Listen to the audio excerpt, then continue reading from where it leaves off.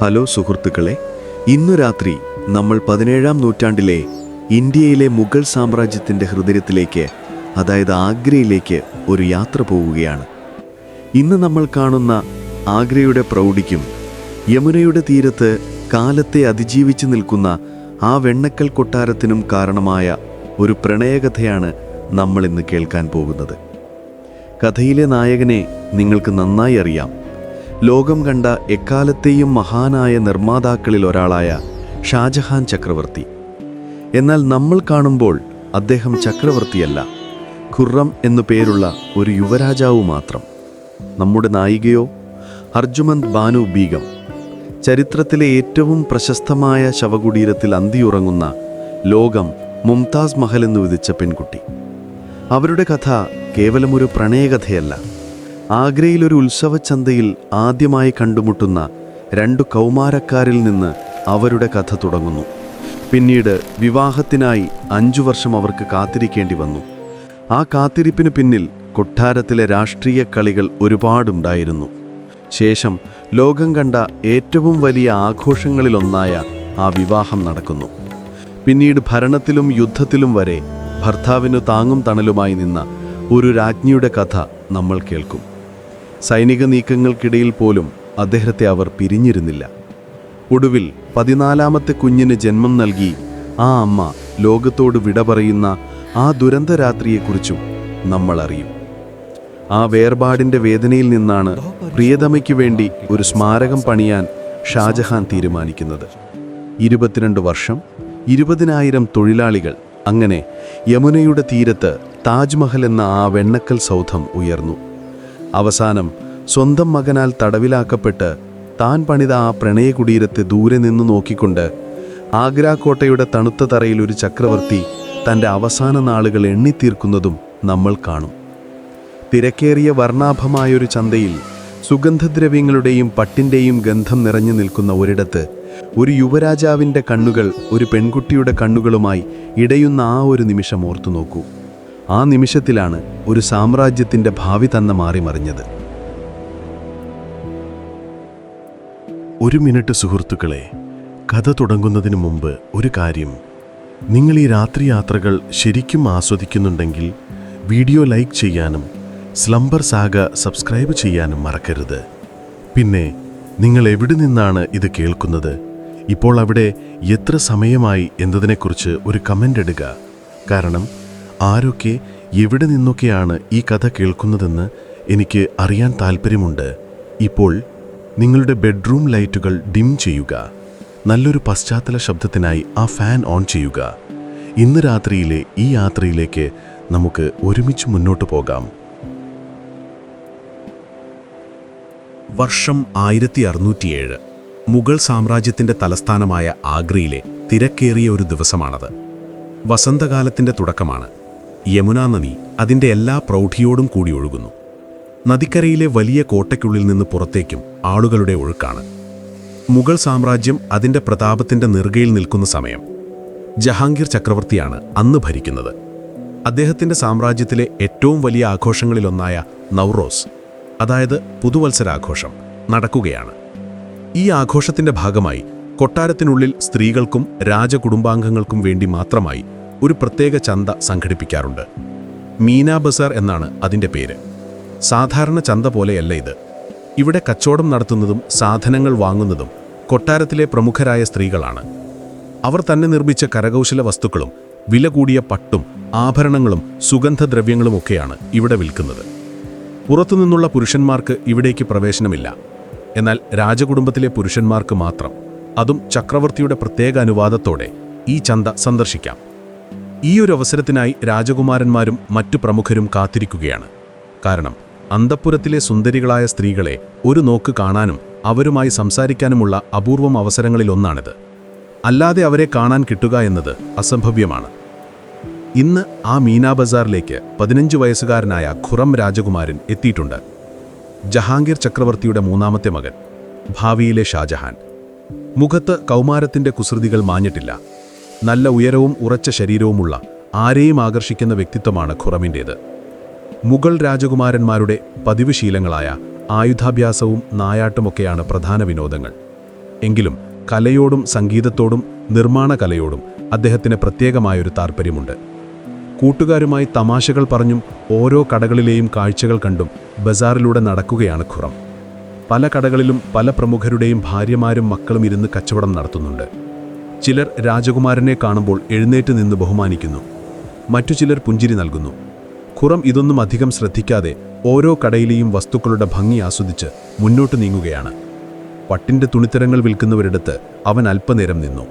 പല നിറത്തിലുള്ള സ്വർണ്ണ നൂലുകൾ കൊണ്ട് ചിത്രത്തുന്നലുകൾ ചെയ്ത തുണികൾ, മറ്റൊരിടത്ത് മുത്തും പവിഴവും വെച്ച ആഭരണങ്ങൾ, വേറൊരു കടയിൽ നിന്ന് വായുവിൽ അലിഞ്ഞു ചേരുന്ന മുല്ലപ്പൂവിൻ്റെയും റോസാപ്പൂവിൻ്റെയും സുഗന്ധം. ഖുറം ആ സുഗന്ധം വന്ന വഴിയെ മെല്ലെ നടന്നു. അതൊരു അത്രകടയായിരുന്നു. അവിടെ ഇരുന്ന് കച്ചവടം ചെയ്യുന്ന സ്ത്രീ ഖുറമിനെ കണ്ടെഴുന്നേറ്റു.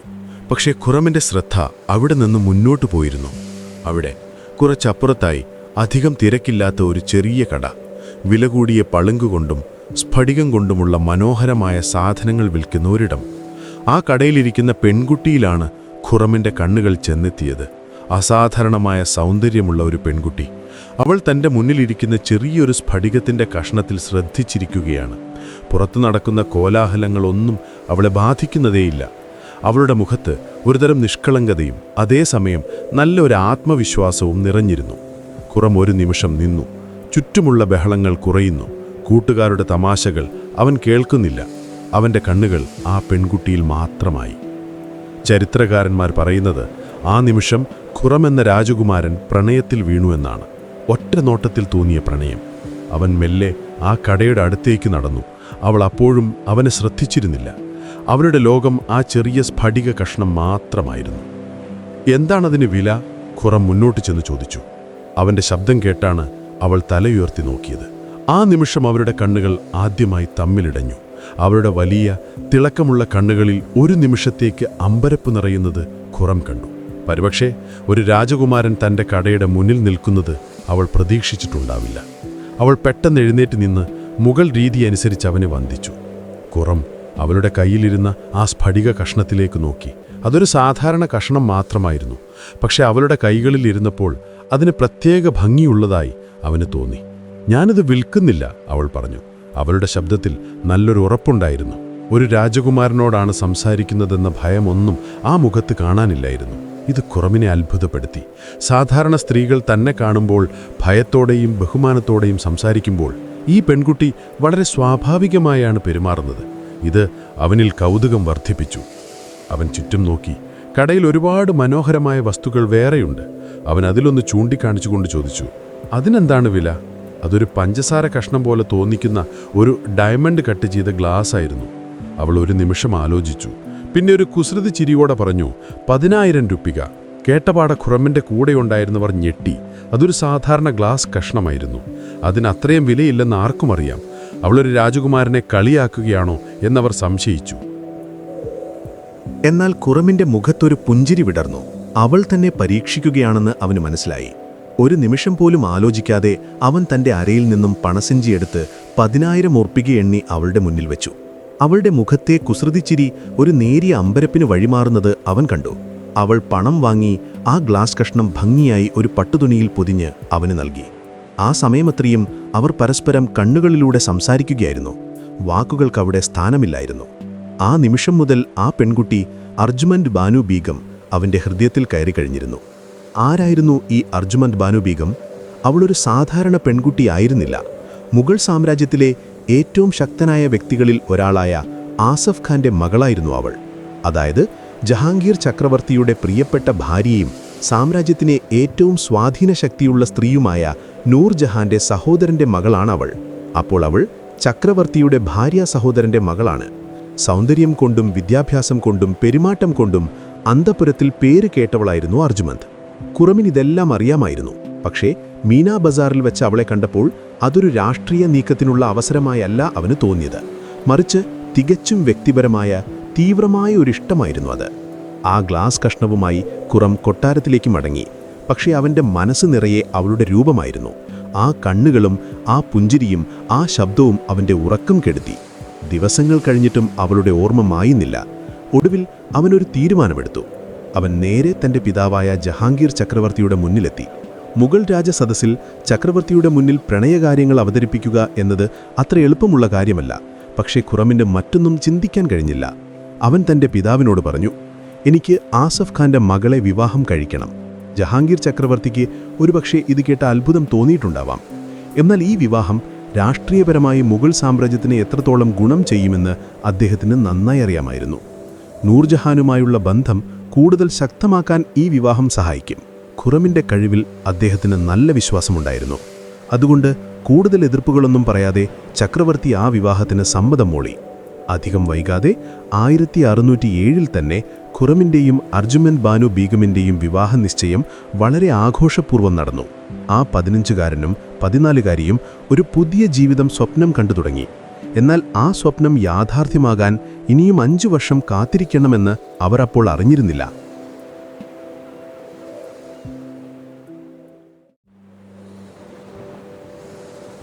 വിവാഹ നിശ്ചയം കഴിഞ്ഞതോടെ ഖുറമിൻ്റെയും അർജുമന്തിൻ്റെയും ലോകം വർണ്ണ സ്വപ്നങ്ങൾ കൊണ്ട് നിറഞ്ഞു.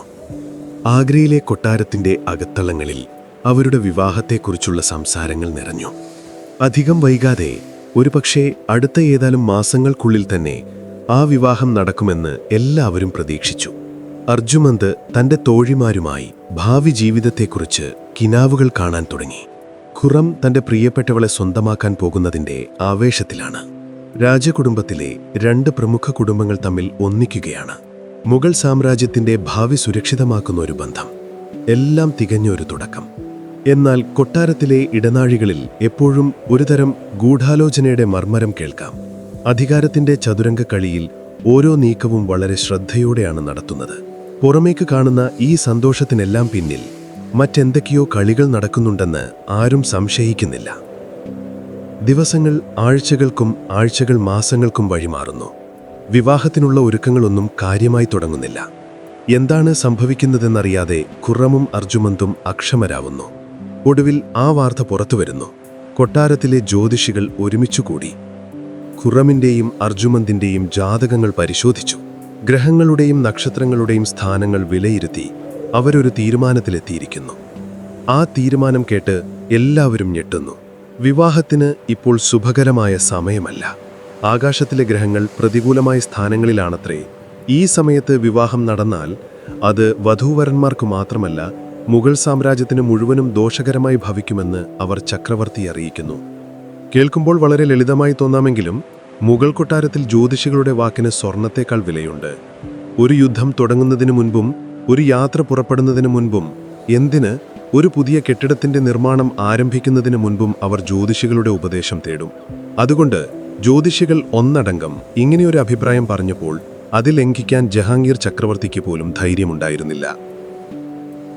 ജ്യോതിഷികൾ അടുത്ത ശുഭമുഹൂർത്തത്തിനായി കണക്കുകൂട്ടലുകൾ തുടങ്ങി. പക്ഷേ അവർക്ക് ശുഭകരമായൊരു ദിവസം കണ്ടെത്താൻ കഴിയുന്നില്ല. ഓരോ തവണയും ഓരോ തടസ്സങ്ങൾ. ഒടുവിൽ അവർ കണ്ടെത്തിയ ശുഭമുഹൂർത്തം 5 വർഷങ്ങൾക്ക് ശേഷമുള്ള ഒരു ദിവസമാണ്. 5 വർഷം. കേട്ടവർക്കാർക്കും വിശ്വസിക്കാൻ കഴിഞ്ഞില്ല. വിവാഹ നിശ്ചയം കഴിഞ്ഞ 2 കൗമാരക്കാർ, ഒരുമിച്ച് ജീവിക്കാൻ കൊതിക്കുന്നവർ, ഇനിയും ഒരു 5 വർഷം കാത്തിരിക്കണം. ഖുറമിന് ദേഷ്യവും സങ്കടവും വന്നു. തൻ്റെ പ്രണയത്തിനു മുന്നിൽ ഇപ്പോൾ ആകാശത്തിലെ നക്ഷത്രങ്ങൾ പോലും തടസ്സമായി നിൽക്കുന്നു. അർജുമന്തിൻ്റെ അവസ്ഥയും മറിച്ചായിരുന്നില്ല. കൊട്ടാരത്തിലെ നിയമങ്ങൾ അനുസരിച്ച് വിവാഹം നിശ്ചയം കഴിഞ്ഞ ഒരു പെൺകുട്ടിക്ക് പുറം ലോകവുമായി അധികം ബന്ധങ്ങളുണ്ടാകില്ല. അവളുടെ ലോകം അന്തഃപുരത്തിൻ്റെ 4 ചുവരുകൾക്കുള്ളിൽ ഒതുങ്ങുന്നു. ഈ നീണ്ട കാത്തിരിപ്പ് അവളെ സംബന്ധിച്ചിടത്തോളം ഒരു തടവറയ്ക്ക് തുല്യമായിരുന്നു. എന്നാൽ ചരിത്രകാരന്മാർക്കിടയിൽ ഇന്നും ഒരു ചോദ്യം ബാക്കി നിൽക്കുന്നുണ്ട്. ഇതിന് പിന്നിൽ വെറും ജ്യോതിഷം മാത്രമായിരുന്നോ കാരണം? അതോ ഇതിലും വലിയ എന്തെങ്കിലും രാഷ്ട്രീയ കാരണങ്ങൾ ഇതിന് പിന്നിൽ ഒളിഞ്ഞിരിപ്പുണ്ടോ? പലരും വിരൽ ചൂണ്ടുന്നത് അർജുമന്തിൻ്റെ അമ്മായിയും മുഗൾ സാമ്രാജ്യത്തിലെ ഏറ്റവും തന്ത്രശാലിയായ സ്ത്രീയുമായ നൂർജഹാനിലേക്കാണ്. നൂർജഹാന് തൻ്റെ സഹോദരൻ്റെ മകളായ അർജുമന്തിനോട് സ്നേഹമൊക്കെയുണ്ട്. പക്ഷേ അതിനേക്കാൾ ഉപരി അവർക്ക് വലുത് സ്വന്തം അധികാരമാണ്. ഖുറം കഴിവുള്ള രാജകുമാരനാണ്. പക്ഷെ ജഹാംഗീറിന് വേറെയും മക്കളുണ്ട്. മുഗൾ സാമ്രാജ്യത്തിൽ അടുത്ത ചക്രവർത്തി ആരാകുമെന്ന് മുൻകൂട്ടി പറയാൻ കഴിയില്ല. സിംഹാസനത്തിനു വേണ്ടി സഹോദരങ്ങൾ പരസ്പരം കഴുത്തറയ്ക്കുന്നതാണ് മുഗൾ ചരിത്രം. ഒരുപക്ഷെ നൂർജഹാൻ കാത്തിരുന്നത് ഖുറമിൻ്റെ സ്ഥാനം ഒന്നുകൂടി ഉറപ്പിക്കാനായിരിക്കാം. തൻ്റെ മരുമകനായ ഖുറം തന്നെ അടുത്ത ചക്രവർത്തിയാകുമെന്ന് ഉറപ്പുവരുത്താനുള്ള ഒരു രാഷ്ട്രീയ തന്ത്രം. അതുവരെ അർജുമന്തിനെ ഒരു കരുവാക്കി വെക്കുകയായിരുന്നു അവർ. ഈ കാത്തിരിപ്പിനിടയിലാണ് ആരും പ്രതീക്ഷിക്കാത്ത മറ്റൊരു സംഭവം നടക്കുന്നത്. 1609 അതായത് അർജുമന്തുമായുള്ള വിവാഹനിശ്ചയം കഴിഞ്ഞ് 2 വർഷങ്ങൾക്ക് ശേഷം ഖുറം മറ്റൊരു വിവാഹം കഴിക്കുന്നു. പേർഷ്യൻ രാജകുടുംബത്തിൽപ്പെട്ട ഒരു രാജകുമാരിയെ, കന്ദഹാരി ബീഗത്തെ. ഇതൊരു പ്രണയവിവാഹമായിരുന്നില്ല, തികച്ചും രാഷ്ട്രീയപരമായ ഒരു നീക്കം. പേർഷ്യയുമായുള്ള ബന്ധം ശക്തമാക്കാൻ വേണ്ടി ജഹാംഗീർ ചക്രവർത്തി നേരിട്ട് നടത്തിയ ഒരു വിവാഹാലോചനയായിരുന്നു അത്. അക്കാലത്ത് രാജകുമാരന്മാർ ഒന്നിലധികം വിവാഹം കഴിക്കുന്നത് സാധാരണമായിരുന്നു. ഓരോ വിവാഹവും ഓരോ രാഷ്ട്രീയ ഉടമ്പടികളാണ്. എങ്കിലും താൻ സ്നേഹിക്കുന്ന പെൺകുട്ടിക്കായി കാത്തിരിക്കുമ്പോൾ മറ്റൊരു സ്ത്രീയെ ഭാര്യയായി സ്വീകരിക്കേണ്ടി വരുന്നത് ഖുറമിന് മാനസികമായി വിഷമമുണ്ടാക്കിയിട്ടുണ്ടാകാം. ഈ വാർത്ത അർജുമന്തിന്റെ കാതുകളിലെത്തിയപ്പോൾ അവളുടെ മനസ്സിൽ എന്തായിരിക്കും തോന്നിയിട്ടുണ്ടാവുക?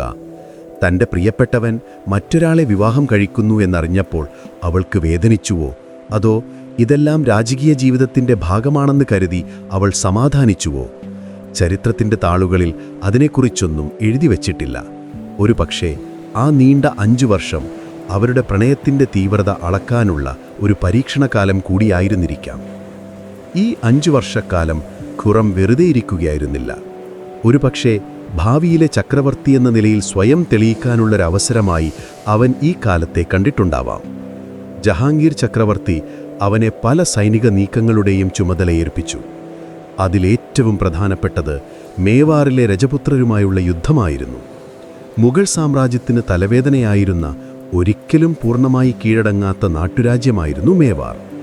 അക്ബർ ചക്രവർത്തിയുടെ കാലം മുതൽ തുടങ്ങിയതാണ് ഈ യുദ്ധം.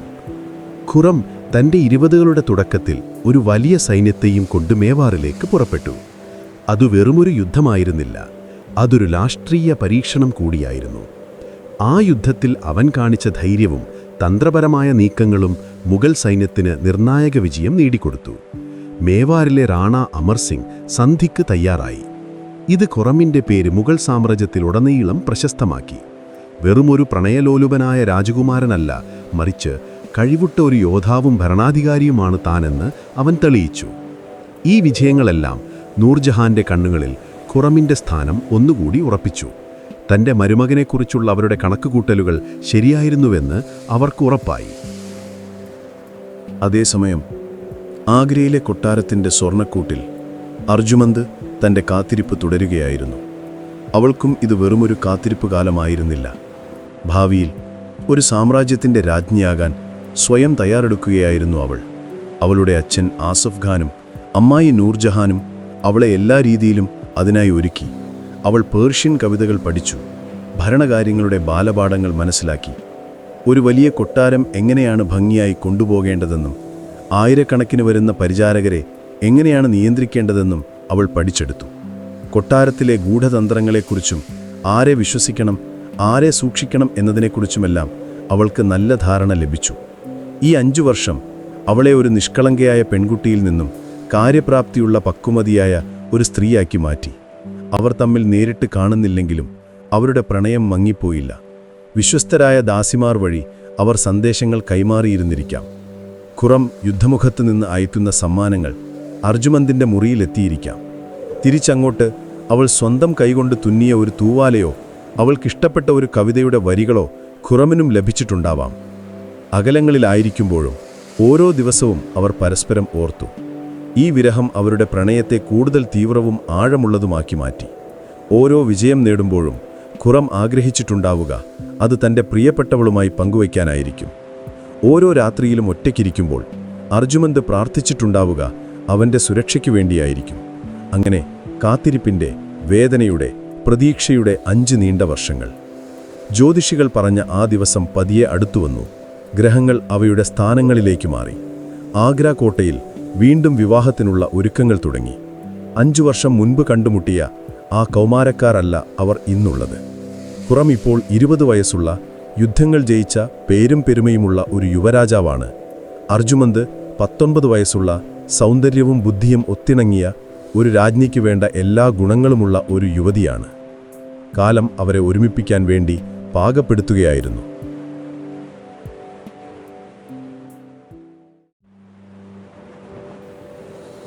5 വർഷത്തെ കാത്തിരിപ്പിന് വിരാമമിട്ടുകൊണ്ട് ആ ദിവസം വന്നെത്തി. 1612 മെയ് മാസം. ആഗ്ര നഗരം ഒരു മണവാട്ടിയെപ്പോലെ അണിഞ്ഞൊരുങ്ങിയിരിക്കുകയാണ്. എവിടെ നോക്കിയാലും ആഘോഷത്തിൻ്റെ ആരവങ്ങൾ മാത്രം. നഗരത്തിലെ വീടുകളുടെ മട്ടുപ്പാവുകളിലും വഴിയോരങ്ങളിലും പട്ടും വർണ്ണത്തുണികളും കൊണ്ടുള്ള തോരണങ്ങൾ കാട്ടിലാടുന്നു. യമുനയുടെ തീരത്തുള്ള മുഗൾ കോട്ട ദീപാലങ്കാരങ്ങളാൽ സ്വർണം കൊണ്ട് പൊതിഞ്ഞതുപോലെ തിളങ്ങുന്നു. രാവും പകലും തിരിച്ചറിയാൻ കഴിയാത്ത വിധം പന്തങ്ങളുടെയും വിളക്കുകളുടെയും പ്രകാശം. മുഗൾ ചരിത്രത്തിലെ ഏറ്റവും വലിയ വിവാഹ മാമാങ്കത്തിന് സാക്ഷ്യം വഹിക്കാൻ വേണ്ടി സാമ്രാജ്യത്തിൻ്റെ പല ഭാഗത്തു നിന്നും പ്രഭുക്കന്മാരും നാടുവാഴികളും എത്തിച്ചേർന്നിട്ടുണ്ട്. ആഗ്രയുടെ തെരുവുകൾ ജനങ്ങളെ കൊണ്ട് നിറഞ്ഞിരിക്കുന്നു. ആനകളും കുതിരകളും ഒട്ടകങ്ങളും നിറഞ്ഞ ഘോഷയാത്രകൾ, സംഗീതത്തിൻ്റെയും നൃത്തത്തിൻ്റെയും ശബ്ദങ്ങൾ, പിന്നെ അന്തരീക്ഷത്തിൽ നിറഞ്ഞു നിൽക്കുന്ന വിശിഷ്ടമായ ഭക്ഷണങ്ങളുടെയും പൂക്കളുടെയും സുഗന്ധം. ഇത് വെറുമൊരു രാജകീയ വിവാഹമല്ല, ഇതൊരു സാമ്രാജ്യത്തിൻ്റെ തന്നെ ഉത്സവമാണ്. വിവാഹ ചടങ്ങുകൾ ദിവസങ്ങൾക്ക് മുൻപേ തുടങ്ങിയിരുന്നു. ഓരോ ദിവസവും ഓരോ ആഘോഷങ്ങളാണ്. മൈലാഞ്ചിയിടിയും സംഗീത്, അങ്ങനെ നീളുന്നു ചടങ്ങുകൾ. അർജുമന്ദിൻ്റെ കൈകളിൽ ഏറ്റവും മികച്ച കലാകാരന്മാർ തീർത്ത മൈലാഞ്ചി ചോപ്പ്. അവളുടെ മുറിയിൽ തോഴിമാരുടെ പാട്ടുകളും തമാശകളും. അതേസമയം ഖുറം തൻ്റെ സുഹൃത്തുക്കളോടും സഹോദരന്മാരോടുമൊപ്പം ആഘോഷങ്ങളിലാണ്, നായാട്ടും വിരുന്നുകളും.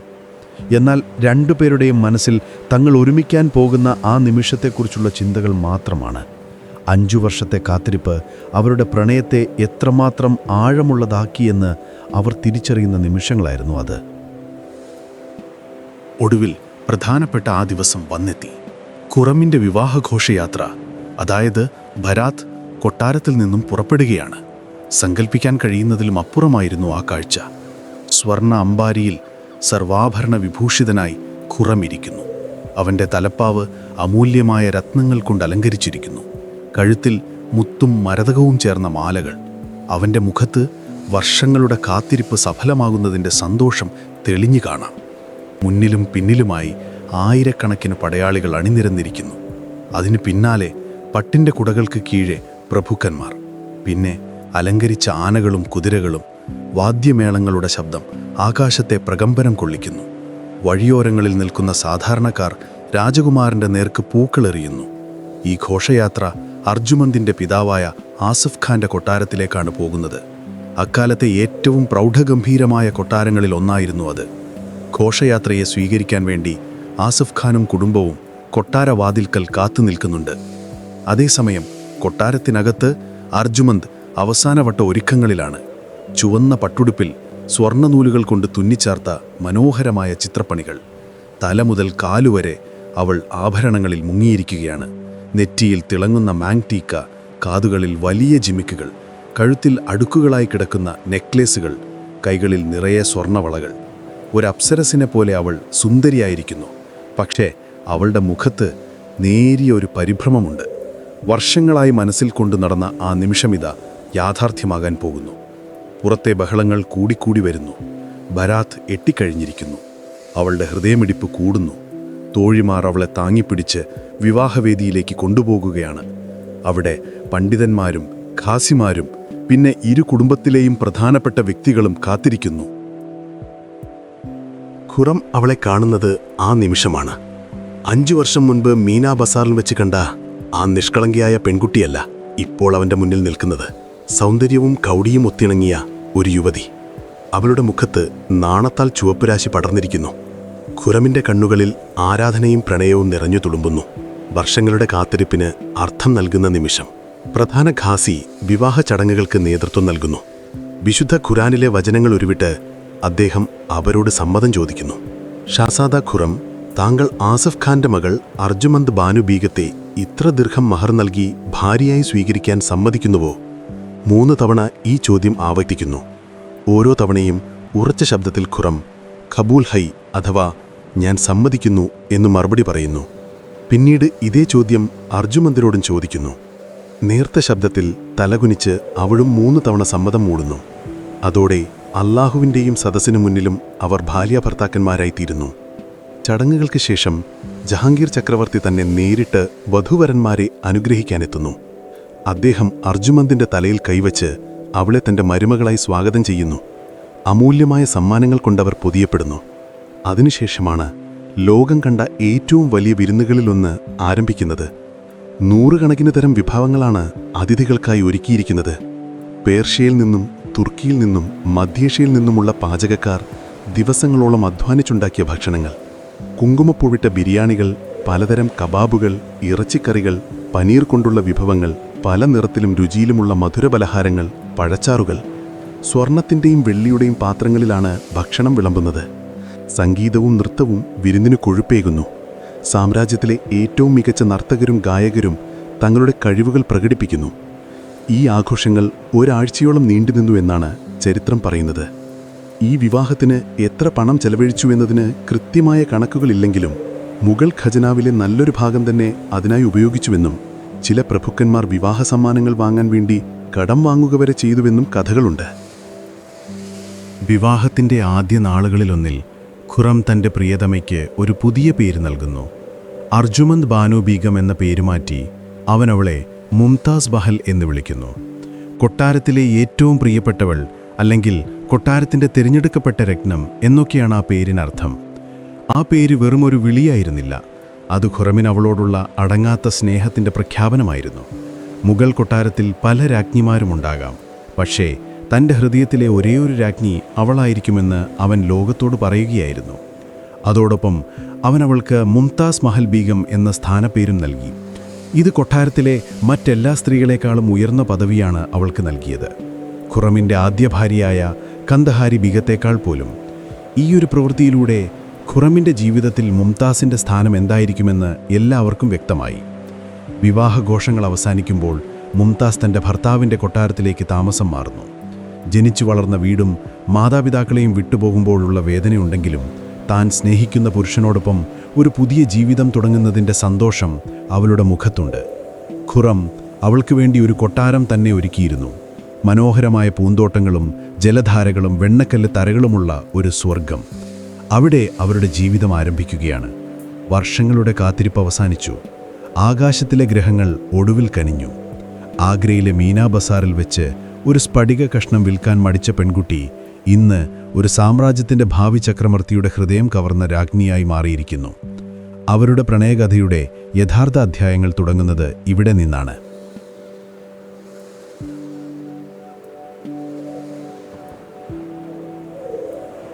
ഖുറമിൻ്റെയും മുംതാസിൻ്റെയും ജീവിതം ആഗ്രയിലെ കൊട്ടാരത്തിൻ്റെ സുഖസൗകര്യങ്ങളിൽ ആരംഭിക്കുകയാണ്. പുറത്തുനിന്ന് നോക്കുന്ന ഒരാൾക്ക് അതൊരു സാധാരണ രാജകീയ ജീവിതം പോലെ തോന്നാം. വിരുന്നുകൾ, സംഗീതം, നായാട്ട്, പൂന്തോട്ടത്തിലെ സായാഹ്നങ്ങൾ. മുഗൾ രാജകുമാരൻ്റെ ഭാര്യ എന്ന നിലയിൽ മുംതാസിന് എല്ലാ സുഖങ്ങളും ലഭിക്കുന്നുണ്ട്. ആയിരക്കണക്കിന് ദാസിമാർ അവളെ പരിചരിക്കാനായി കാത്തുനിൽക്കുന്നു. ലോകത്തിലെ ഏറ്റവും വിലപിടിപ്പുള്ള വസ്ത്രങ്ങളും ആഭരണങ്ങളും അവൾക്ക് സ്വന്തം. പക്ഷെ മുംതാസിൻ്റെ ലോകം ഈ സുഖലോലുപതയിൽ ഒതുങ്ങി നിന്നില്ല. അവളുടെ സ്വാധീനം അന്തഃപുരത്തിൻ്റെ 4 ചുവരുകൾക്കുള്ളിൽ ഒതുങ്ങുന്നതായിരുന്നില്ല, അത് സിംഹാസനത്തിൻ്റെ പടവുകൾ വരെ എത്തുന്നതായിരുന്നു. അവരുടെ ബന്ധം വെറും പ്രണയമായിരുന്നില്ല, അതൊരു ശക്തമായ പങ്കാളിത്തമായിരുന്നു. ദിവസങ്ങൾ കഴിയുന്തോറും ഖുറം ഒരു കാര്യം തിരിച്ചറിയുന്നു. തൻ്റെ ഭാര്യ വെറുമൊരു സുന്ദരി മാത്രമല്ല, അസാമാന്യ ബുദ്ധിശക്തിയും കാര്യശേഷിയുമുള്ള ഒരു സ്ത്രീയാണ്. മുഗൾ സാമ്രാജ്യത്തിലെ ഏറ്റവും തന്ത്രജ്ഞരായ 2 വ്യക്തികളുടെ ശിക്ഷണത്തിലാണ് അവൾ വളർന്നത്. അവളുടെ പിതാവ് ആസഫ് ഖാനും അമ്മായി നൂർജഹാനും. കൊട്ടാരത്തിലെ അധികാര രാഷ്ട്രീയത്തിൻ്റെ ഓരോ ചലനവും അവൾക്ക് ചെറുപ്പം മുതലേ അറിയാം. ഒരു രേഖയിലെ ഒപ്പ് ഒരു സാമ്രാജ്യത്തിൻ്റെ തലവിധി എങ്ങനെ മാറ്റിയെഴുതുമെന്ന് അവൾ കണ്ടുപഠിച്ചിട്ടുണ്ട്.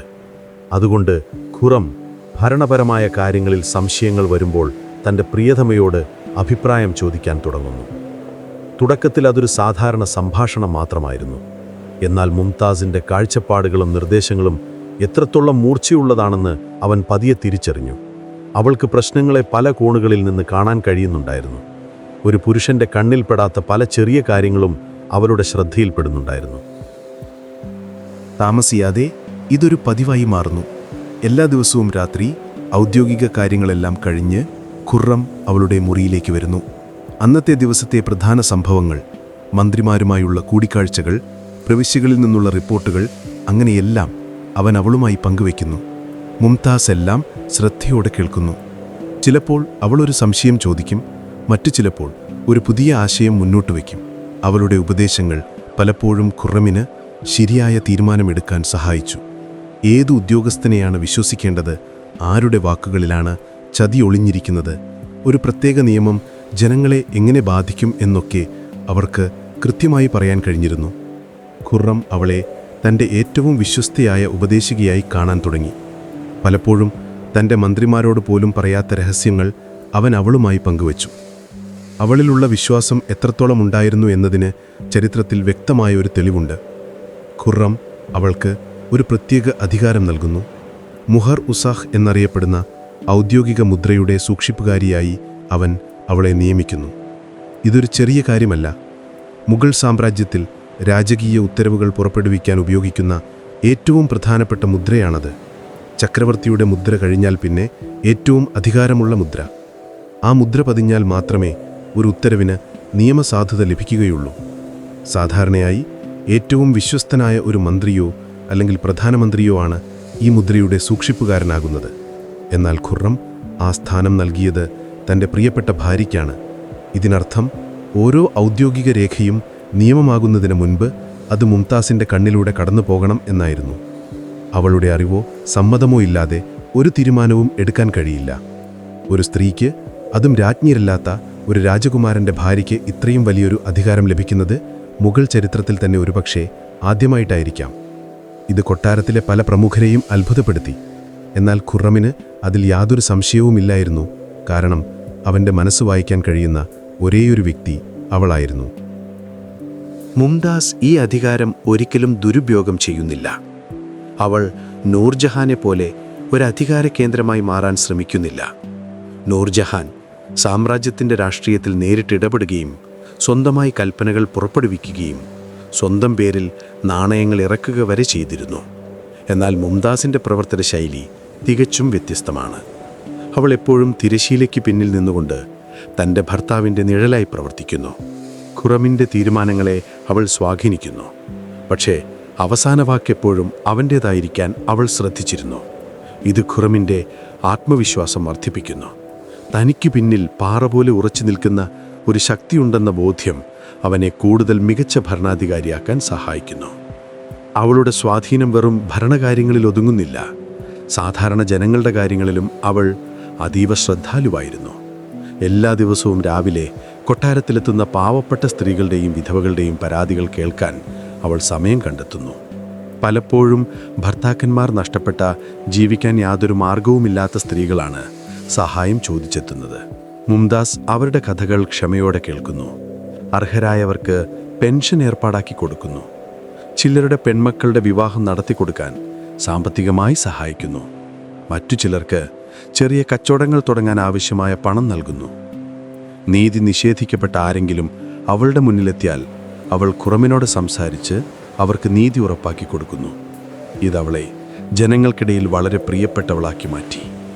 അവർ അവളെ കാണുന്നത് ഒരു രാജകുമാരൻ്റെ ഭാര്യയായിട്ടല്ല, മറിച്ച് തങ്ങളുടെ ദുഃഖങ്ങൾ കേൾക്കുന്ന ഒരമ്മയായിട്ടാണ്. കൊട്ടാരത്തിനകത്തും അവളുടെ പങ്ക് വളരെ വലുതായിരുന്നു. ഖുറമിന് മറ്റു ഭാര്യമാരുണ്ടായിരുന്നു. അവർക്കിടയിൽ പ്രശ്നങ്ങളുണ്ടാകാതെ നോക്കുന്നതും കൊട്ടാരത്തിലെ സമാധാനാന്തരീക്ഷം നിലനിർത്തുന്നതും മുംതാസിൻ്റെ ചുമതലയായിരുന്നു. ആയിരക്കണക്കിന് ആളുകൾ ജോലി ചെയ്യുന്ന മുഗൾ അന്തപുരം ഒരു ചെറിയ നഗരം പോലെയാണ്. അവിടുത്തെ ദൈനംദിന കാര്യങ്ങൾ, സാമ്പത്തിക ഇടപാടുകൾ, ആഘോഷങ്ങൾക്കുള്ള ഒരുക്കങ്ങൾ, അങ്ങനെ എല്ലാത്തിനും മേൽനോട്ടം വഹിച്ചത് അവളാണ്. അവളൊരു മികച്ച സംഘാടകയായിരുന്നു. എല്ലാ കാര്യങ്ങളും കൃത്യമായി നടക്കുന്നുണ്ടെന്ന് അവൾ ഉറപ്പുവരുത്തി. ചില ചരിത്രകാരന്മാർക്കിടയിൽ ഒരു വാദമുണ്ട്. ഖുറം പിന്നീട് ഷാജഹാൻ ചക്രവർത്തിയായപ്പോൾ എടുത്ത പല നിർണായക തീരുമാനങ്ങൾക്ക് പിന്നിലും മുംതാസിൻ്റെ ബുദ്ധിയായിരുന്നു എന്ന്.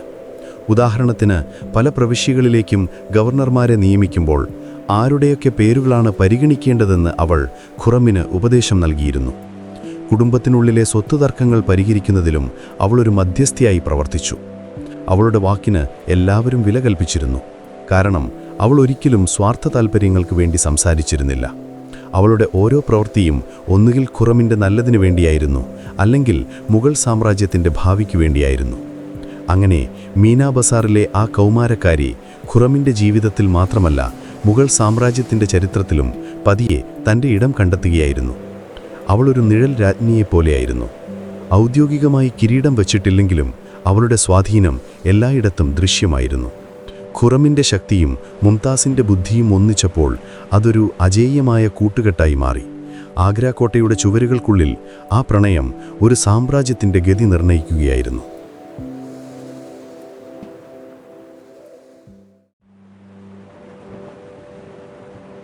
ആഗ്ര കോട്ടയിലെ സുരക്ഷിതത്വത്തിൽ നിന്നും പൂന്തോട്ടങ്ങളുടെ സുഗന്ധത്തിൽ നിന്നും ഖുറമിൻ്റെയും മുംതാസിൻ്റെയും ജീവിതം പുതിയൊരു അധ്യായത്തിലേക്ക് കടക്കുകയാണ്. മുഗൾ സാമ്രാജ്യത്തിൻ്റെ അതിർത്തികൾ ഒരിക്കലും ശാന്തമായിരുന്നില്ല. എവിടെയെങ്കിലും ഒരു കലാപമോ കീഴടങ്ങാൻ കൂട്ടാക്കാത്ത ഒരു നാട്ടുരാജ്യമോ എപ്പോഴും ഒരു തലവേദനയായുണ്ടാകും. ജഹാംഗീർ ചക്രവർത്തിയുടെ ഭരണകാലത്ത് അത്തരം തലവേദനകൾ ഏറെയുണ്ടായിരുന്നത് ദക്ഷിണേന്ത്യയിലെ ഡെക്കാൻ പീഠഭൂമിയിൽ നിന്നാണ്. അവിടുത്തെ സുൽത്താനേറ്റുകൾ മുഗൾ മേൽക്കോയ്മയെ അംഗീകരിക്കാൻ തയ്യാറായിരുന്നില്ല. ഈ കലാപങ്ങൾ അടിച്ചമർത്താൻ ജഹാംഗീർ പലപ്പോഴും അയക്കുന്നത് തൻ്റെ പ്രിയപുത്രനും കഴിവുറ്റ സേനാനായകനുമായ ഖുറമിനെയാണ്. ഒരു സൈനിക നീക്കം എന്ന് പറഞ്ഞാൽ മാസങ്ങളോ ചിലപ്പോൾ വർഷങ്ങളോ നീണ്ടു നിൽക്കുന്ന ഒന്നാണ്. തലസ്ഥാന നഗരി വിട്ട് വീടും കുടുംബവും ഉപേക്ഷിച്ച് ആയിരക്കണക്കിന് കിലോമീറ്ററുകൾ താണ്ടി സൈന്യത്തെ നയിക്കണം. സാധാരണയായി രാജകുടുംബത്തിലെ സ്ത്രീകൾ ഇത്തരം യാത്രകളിൽ പുരുഷന്മാരെ അനുഗമിക്കാറില്ല. അത് വളരെ അപകടം പിടിച്ചതും കഠിനവുമായൊരു കാര്യമാണ്. കൊട്ടാരത്തിലെ സുഖസൗകര്യങ്ങളൊന്നുമില്ലാത്ത പൊടിയും ചൂടും നിറഞ്ഞ എപ്പോൾ വേണമെങ്കിലും ഒരു ആക്രമണം പ്രതീക്ഷിക്കാവുന്ന ഒരു സൈനിക പാളയത്തിലെ ജീവിതം അവർക്ക് സങ്കല്പിക്കാൻ പോലും കഴിയില്ല. അന്തഃപുരത്തിലെ രാജ്ഞിമാർ തങ്ങളുടെ ഭർത്താക്കന്മാർ യുദ്ധം ജയിച്ച് വിജയശ്രീലാളിതരായി തിരിച്ചുവരുന്നതും കാത്ത് പ്രാർത്ഥനകളോടെ കൊട്ടാരത്തിൽ കഴിച്ചുകൂട്ടുകയാണ് പതിവ്. എന്നാൽ മുംതാസ് മഹൽ ആ പതിവ് തെറ്റിക്കുകയാണ്. ഖുറം തൻ്റെ ഡക്കാൻ സൈനിക നീക്കത്തിന് തയ്യാറെടുക്കുമ്പോൾ അവൾ ഒരു തീരുമാനമെടുക്കുന്നു. ഞാനും അങ്ങയുടെ കൂടെ വരുന്നു. ഇതൊരു അസാധാരണമായ തീരുമാനമായിരുന്നു. ഖുറം ഒരുപക്ഷെ ആദ്യം അവളെ പിന്തിരിപ്പിക്കാൻ ശ്രമിച്ചിട്ടുണ്ടാവാം. ഒരു യുദ്ധമുഖത്തെ ജീവിതത്തിൻ്റെ കാഠിന്യത്തെക്കുറിച്ച് അവൻ അവൾക്ക് മുന്നറിയിപ്പ് നൽകിയിട്ടുണ്ടാവാം. പക്ഷെ മുംതാസിൻ്റെ തീരുമാനം ഉറച്ചതായിരുന്നു. ഖുറമിനെ പിരിഞ്ഞിരിക്കാൻ അവൾക്ക് കഴിയില്ലായിരുന്നു. അവൻ്റെ സന്തോഷത്തിൽ മാത്രമല്ല, ദുഃഖത്തിലും കഷ്ടപ്പാടുകളിലും കൂടെയുണ്ടാവുക എന്നതാണ് ഒരു യഥാർത്ഥ പങ്കാളിയുടെ കടമ എന്നവൾ വിശ്വസിച്ചു. അവളുടെ നിർബന്ധത്തിന് മുന്നിൽ ഒടുവിൽ ഖുറം സമ്മതിക്കുന്നു. കാരണം അവനറിയാം, മുംതാസ് കൂടെയുണ്ടെങ്കിൽ അത് തനിക്ക് നൽകുന്ന മാനസികമായ കരുത്ത് എത്ര വലുതാണെന്ന്. അവളുടെ സാമീപ്യം ഏത് പ്രതിസന്ധിയെയും നേരിടാനുള്ള ധൈര്യം നൽകുമെന്ന് അവൻ തിരിച്ചറിഞ്ഞിരുന്നു. അങ്ങനെ മുഗൾ സൈന്യം ആഗ്രയിൽ നിന്നും ഡെക്കാനിലേക്ക് പുറപ്പെടുമ്പോൾ ആ സൈന്യത്തിൻ്റെ ഹൃദയഭാഗത്ത് ആനപ്പുറത്ത് തീർത്ത മനോഹരമായൊരു മഞ്ചളിലിരുന്ന് മുംതാസ് മഹലും യാത്ര ചെയ്യുന്നു. അതൊരു സാധാരണ യാത്രയല്ല, അതൊരു ചലിക്കുന്ന കൊട്ടാരം തന്നെയായിരുന്നു. രാജകുടുംബാംഗങ്ങൾ യാത്ര ചെയ്യുമ്പോൾ അവർക്ക് വേണ്ട എല്ലാ സൗകര്യങ്ങളും ഒരുക്കിയാണ് സൈന്യം നീങ്ങുന്നത്. മുംതാസിന് താമസിക്കാൻ വേണ്ടി മാത്രം വലിയ മനോഹരമായ പട്ടുതുണികൾ കൊണ്ടുള്ള കൂടാരങ്ങൾ തയ്യാറാക്കിയിരുന്നു. അതിനകത്ത് ആഗ്രയിലെ കൊട്ടാരത്തെ ഓർമ്മിപ്പിക്കുന്ന പരവതാനികളും മെത്തകളും ഫർണിച്ചറുകളും. അവൾക്ക് ഭക്ഷണം പാകം ചെയ്യാൻ വേണ്ടി പ്രത്യേക പാചകക്കാർ, പരിചരിക്കാൻ വേണ്ടി ദാസിമാർ, സുരക്ഷയ്ക്കു വേണ്ടി വിശ്വസ്തരായ അംഗരക്ഷകർ. സൈന്യം എവിടെയെങ്കിലും താവളമടിക്കുമ്പോൾ മണിക്കൂറുകൾക്കുള്ളിൽ അവിടെ ഒരു ചെറിയ കൊട്ടാരം തന്നെ ഉയർന്നുവരും. എങ്കിലും ഇതൊന്നും കൊട്ടാരത്തിലെ ജീവിതത്തിന് പകരമാവില്ല. കൂടാരത്തിന് പുറത്തിറങ്ങിയാൽ കാണുന്നത് പൊടിമണ്ണ് നിറഞ്ഞ യുദ്ധക്കളമാണ്. പടയാളികളുടെ ആരവങ്ങളും കുതിരകളുടെ ചിനക്കലും ആയുധങ്ങളുടെ മൂർച്ച കൂട്ടുന്ന ശബ്ദവുമാണ് സംഗീതത്തിന് പകരം കേൾക്കുന്നത്. മുല്ലപ്പൂവിൻ്റെ സുഗന്ധത്തിന് പകരം വെടിമരുന്നിൻ്റെയും വിയർപ്പിൻ്റെയും ഗന്ധം. എങ്കിലും മുംതാസ് ഒരിക്കലും പരാതിപ്പെടുന്നില്ല. അവൾ ആ പുതിയ ജീവിതവുമായി വളരെ വേഗം പൊരുത്തപ്പെടുന്നു. ചില ചരിത്രകാരന്മാർ അത്ഭുതപ്പെടാറുണ്ട്, ഒരു സൈനിക പാളയത്തിൻ്റെ കാഠിന്യത്തിൽ ജീവിക്കാൻ മുംതാസ് എങ്ങനെയാണ് തയ്യാറായത് എന്ന്. ഒരുപക്ഷെ ഖുറമിൻ്റെ സ്നേഹത്തേക്കാൾ വലിയൊരു സൗകര്യം അവൾക്ക് മറ്റൊന്നും നൽകാനാവാത്തത് കൊണ്ടാവാമത്. ദിവസങ്ങൾ കഴിയുന്തോറും സൈനിക പാളയത്തിലെ ജീവിതം മുംതാസിൻ്റെ ദിനചര്യയുടെ ഭാഗമായി മാറുന്നു.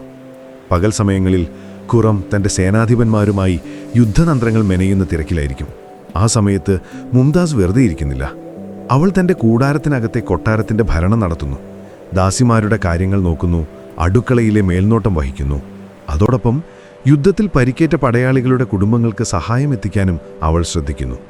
പലപ്പോഴും പാവപ്പെട്ട സൈനികരുടെ ഭാര്യമാർ തങ്ങളുടെ സങ്കടങ്ങൾ പറയാൻ അവളുടെ കൂടാരത്തിന് മുന്നിലെത്തുന്നു.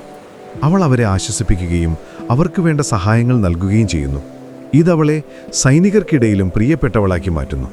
രാത്രികളിൽ ഒരു ദിവസത്തെ കഠിനാധ്വാനം കഴിഞ്ഞ് ക്ഷീണിച്ച അവശനായി ഖുറം തൻ്റെ കൂടാരത്തിലേക്ക് മടങ്ങിയെത്തുമ്പോൾ അവിടെ അവനെ കാത്ത് മുംതാസിൻ്റെ പുഞ്ചിരിക്കുന്ന മുഖമുണ്ടാകും. പുറത്തെ ലോകത്തെ യുദ്ധത്തിൻ്റെ പിരിമുറുക്കങ്ങളെല്ലാം ആ കൂടാരത്തിൻ്റെ പടിവാതിൽക്കൽ അവൻ ഉപേക്ഷിക്കുന്നു. അവൾ അവനോട് അന്നത്തെ ദിവസത്തെക്കുറിച്ച് ചോദിച്ചറിയുന്നു. ഏതെങ്കിലും സേനാധിപനുമായി അഭിപ്രായ വ്യത്യാസമുണ്ടായോ? സൈനികരുടെ മനോവീര്യം എങ്ങനെയിരിക്കുന്നു? നാളത്തെ നീക്കങ്ങൾ എന്തൊക്കെയാണ് എന്നൊക്കെ അവൻ അവളുമായി പങ്കുവയ്ക്കുന്നു. അവൾ കേവലം ഒരു കേൾവിക്കാരിയായിരിക്കുന്നില്ല. ചിലപ്പോൾ അവളുടെ ഒരു ചെറിയ ചോദ്യം അല്ലെങ്കിൽ ഒരു പുതിയ കാഴ്ചപ്പാട് ഖുറമിന് വലിയ ഉൾക്കാഴ്ചകൾ നൽകുന്നു. യുദ്ധത്തിൻ്റെ സാങ്കേതിക വശങ്ങളെക്കുറിച്ച് അവൾക്ക് അറിവുണ്ടായിരിക്കില്ല, പക്ഷേ മനുഷ്യൻ്റെ മനസ്സു വായിക്കാൻ അവൾക്ക് പ്രത്യേക കഴിവുണ്ടായിരുന്നു. ഏത് സേനാധിപൻ്റെ വാക്കുകളിലാണ് ആത്മാർത്ഥത, ആരുടെ കണ്ണുകളിലാണ് അസൂയ എന്നൊക്കെ അവൾക്ക് തിരിച്ചറിയാൻ കഴിഞ്ഞിരുന്നു. അവളുടെ ഈ കഴിവ് പലപ്പോഴും ഖുറമിനെ ശരിയായ തീരുമാനങ്ങൾ എടുക്കാൻ സഹായിച്ചു. ഈ യാത്രകൾക്കിടയിലാണ് അവരുടെ കുടുംബം വളരുന്നത്. അവരുടെ 14 മക്കളിൽ പലരും ജനിച്ചത് ഈ സൈനിക നീക്കങ്ങൾക്കിടയിലാണ്.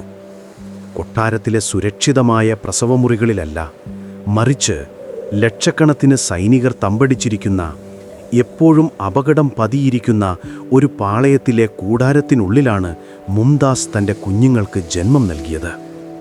ഇതൊട്ടും എളുപ്പമുള്ള കാര്യമായിരുന്നില്ല. ഓരോ പ്രസവവും അവളുടെ ജീവന് തന്നെ ഭീഷണിയായിരുന്നു. എന്നിട്ടും അവൾ ഖുറമിനെ വിട്ടുപോകാൻ തയ്യാറായില്ല. ഓരോ കുഞ്ഞു ജനിക്കുമ്പോഴും അതവരുടെ ബന്ധം കൂടുതൽ ശക്തമാക്കി. യുദ്ധത്തിൻ്റെ ക്രൂരതകൾക്കിടയിൽ ഒരു പുതിയ ജീവൻ്റെ കരച്ചിൽ അവർക്ക് പ്രതീക്ഷ നൽകി. ആ കുഞ്ഞുങ്ങളെ ലാളിച്ചും അവരെ വളർത്തിയും ഒരു അമ്മയുടെയും രാജ്ഞിയുടെയും ഉത്തരവാദിത്തങ്ങൾ ഒരുമിച്ച് കൊണ്ടുപോകാൻ അവൾ പഠിച്ചു. ഈ സൈനിക പാളയത്തിലെ ജീവിതം അവരുടെ പ്രണയത്തിലെ ഏറ്റവും റൊമാൻറ്റിക്കായ കാലഘട്ടമായിരുന്നു എന്ന് ചിലർ പറയാറുണ്ട്. കാരണം കൊട്ടാരത്തിലെ ഔദ്യോഗികതകളും ചടങ്ങുകളും ആളുകളുടെ ഒളിഞ്ഞുനോട്ടങ്ങളുമില്ലാതെ അവർക്ക് പരസ്പരം കൂടുതൽ സമയം ഒരുമിച്ച് ചിലവഴിക്കാൻ കഴിഞ്ഞു. ഒരു സാധാരണ ഭർത്താവിനെ പോലെ തൻ്റെ ഭാര്യയുടെയും മക്കളുടെയും കാര്യങ്ങൾ ശ്രദ്ധിക്കാൻ ഖുറമിന് അവസരം ലഭിച്ചു. ഒരു സാധാരണ ഭാര്യയെപ്പോലെ തൻ്റെ ഭർത്താവിനെ പരിചരിക്കാൻ മുംതാസിനും കഴിഞ്ഞു. ഡെക്കാൻ പീഠഭൂമിയിലെ പാറക്കെട്ടുകൾക്ക് മുകളിലൂടെ ഒഴുകുന്ന നിലാവിൽ അവർ ഒരുമിച്ച് നടക്കാനിറങ്ങിയിരിക്കാം. ഒരു യുദ്ധം ജയിച്ചതിൻ്റെ സന്തോഷം ഒരു പുതിയ കൂടാരം കിട്ടുമ്പോൾ അവർ ഒരുമിച്ച് പങ്കിട്ടിരിക്കാം. അങ്ങനെ വർഷങ്ങളോളം അവർ ഒരുമിച്ച് യാത്ര ചെയ്തു. ഖുറം പോകുന്നിടത്തെല്ലാം മുംതാസ് ഒരു നിഴൽ പോലെ അവനെ അനുഗമിച്ചു. അവൾ കൊട്ടാരത്തിലെ രാജ്ഞി മാത്രമായിരുന്നില്ല, യുദ്ധമുഖത്തെ അവൻ്റെ കൂട്ടുകാരി കൂടിയായിരുന്നു. ഈ അനുഭവങ്ങൾ അവളെ കൂടുതൽ ശക്തയും കരുണയുള്ളവളും ലോകപരിചയമുള്ളവളുമാക്കി മാറ്റി. കൊട്ടാരത്തിൻ്റെ സുഖശീതളിമയിൽ മാത്രം വളർന്നിരുന്നെങ്കിൽ അവൾക്ക് ലഭിക്കാത്ത അറിവുകളും പാഠങ്ങളുമാണ് ഈ യാത്രകൾ അവൾക്ക് നൽകിയത്. ഖുറമിന് അവളോടുള്ള സ്നേഹം ബഹുമാനമായി വളർന്നത് ഒരുപക്ഷെ ഈ കാലഘട്ടത്തിലായിരിക്കാം.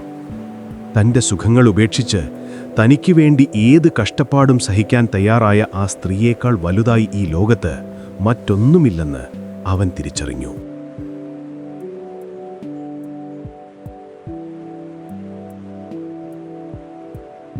യുദ്ധമുഖത്തെ പൊടിപടലങ്ങളിൽ നിന്നും ഭരണകാര്യങ്ങളുടെ സങ്കീർണമായ ചർച്ചകളിൽ നിന്നും നമ്മൾ മുംതാസ് മഹലിൻ്റെ സ്വകാര്യ ലോകത്തേക്കൊന്നെത്തി നോക്കുകയാണ്. ചരിത്ര പുസ്തകങ്ങൾ പലപ്പോഴും പറയാൻ മടിക്കുന്ന, എന്നാൽ ഒരു സ്ത്രീ എന്ന നിലയിൽ അവൾ അനുഭവിച്ച ഏറ്റവും വലിയ വേദനകളുടെയും സന്തോഷങ്ങളുടെയും ലോകം. ഷാജഹാൻ എന്ന ഖുറമിൻ്റെ പ്രിയപ്പെട്ട രാജ്ഞി എന്നതിനപ്പുറം മുംതാസ് ഒരു അമ്മയായിരുന്നു. വെറുമൊരമ്മയല്ല, 19 വർഷത്തെ വിവാഹ ജീവിതത്തിനിടയിൽ 14 തവണ ഗർഭിണിയാവുകയും പ്രസവിക്കുകയും ചെയ്ത ഒരമ്മ. ഈയൊരു കണക്ക് കേൾക്കുമ്പോൾ തന്നെ നമുക്ക് ഇന്നത്തെ കാലത്ത് അത്ഭുതം തോന്നാം.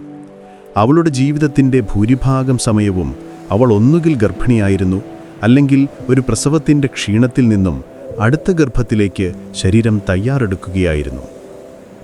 നമ്മൾ ഓർക്കണം, ഇത് 21-ാം നൂറ്റാണ്ടല്ല, 17-ാം നൂറ്റാണ്ടാണ്. ഇന്നത്തെ പോലെയുള്ള ആശുപത്രികളോ വിദഗ്ധരായ ഡോക്ടർമാരോ പ്രസവിക്കാനായി മറ്റു മാർഗങ്ങളോ അന്നില്ല. ഓരോ പ്രസവവും ഒരു സ്ത്രീയുടെ പുനർജന്മമാണ് എന്ന് പറയുന്നത് ആ കാലഘട്ടത്തെ സംബന്ധിച്ച് അക്ഷരാർത്ഥത്തിൽ ശരിയാണ്. ഓരോ തവണയും ഒരു കുഞ്ഞിന് ജന്മം നൽകുമ്പോൾ ആ അമ്മ മരണത്തിൻ്റെ വക്കിൽ നിന്നാണ് ജീവിതത്തിലേക്ക് തിരിച്ചു വരുന്നത്. ഏറ്റവും മികച്ച പരിചരണം ലഭിക്കുന്ന രാജകുടുംബത്തിലെ സ്ത്രീകൾക്ക് പോലും ഇതിൽ വലിയ വ്യത്യാസമൊന്നുമില്ല. കൊട്ടാരത്തിലെ ഏറ്റവും പ്രഗത്ഭരായ ദായിമാർ അഥവാ പരിചാരകകൾ പ്രസവ സമയത്ത് സഹായത്തിനുണ്ടാകും. അവർക്ക് പാരമ്പര്യമായി കിട്ടിയ അറിവുകളുണ്ടാകും. പക്ഷേ എന്തെങ്കിലും ഒരു ചെറിയ സങ്കീർണതയുണ്ടായാൽ ഒരമ്മയുടെയോ കുഞ്ഞിൻ്റെയോ അല്ലെങ്കിൽ രണ്ടുപേരുടെയും തന്നെയോ ജീവൻ രക്ഷിക്കാൻ അവർക്ക് കഴിഞ്ഞെന്ന് വരില്ല. അണുബാധ, രക്തസ്രാവം തുടങ്ങിയവയായിരുന്നു അക്കാലത്തെ അമ്മമാരുടെ ഏറ്റവും വലിയ ശത്രുക്കൾ. ഈയൊരു പശ്ചാത്തലത്തിൽ വേണം മുംതാസിൻ്റെ ജീവിതത്തെ നമ്മൾ കാണാൻ.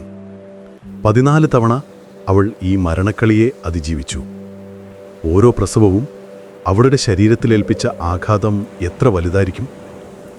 ആദ്യത്തെ കുറച്ച് പ്രസവങ്ങൾ ഒരുപക്ഷെ അവൾക്ക് വലിയ സന്തോഷം നൽകിയിട്ടുണ്ടാവാം. തൻ്റെ പ്രിയപ്പെട്ടവൻ്റെ കുഞ്ഞുങ്ങളെ ഉദരത്തിൽ ചുമക്കുക, അവർക്ക് ജന്മം നൽകുക എന്നത് ഏതൊരു സ്ത്രീയെയും പോലെ അവൾക്കും ആനന്ദകരമായ അനുഭവമായിരുന്നു. അവരുടെ ആദ്യത്തെ കുഞ്ഞ് ഹുർ ഉന്നസ ബീഗം എന്ന മകൾ ജനിക്കുമ്പോൾ മുംതാസിന് വെറും 20 വയസ്സാണ് പ്രായം. ഖുർറമിൻ്റെ സന്തോഷത്തിന് അതിരുകളില്ലായിരുന്നു. പക്ഷെ ആ സന്തോഷത്തിന് അധികം ആയുസ്സുണ്ടായിരുന്നില്ല. അക്കാലത്തെ മറ്റൊരു യാഥാർത്ഥ്യമായിരുന്നു ഉയർന്ന ശിശുമരണ നിരക്ക്. എത്ര വലിയ രാജാവിൻ്റെ മക്കളായാലും ചെറിയൊരു പനിയോ അസുഖമോ മതി ഒരു കുഞ്ഞിൻ്റെ ജീവനെടുക്കാൻ.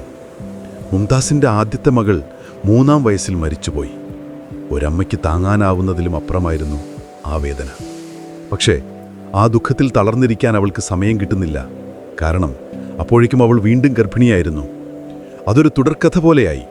ഓരോ വർഷവും ഓരോ കുഞ്ഞ്, ചിലപ്പോൾ 1.5 വർഷത്തെ ഇടവേള.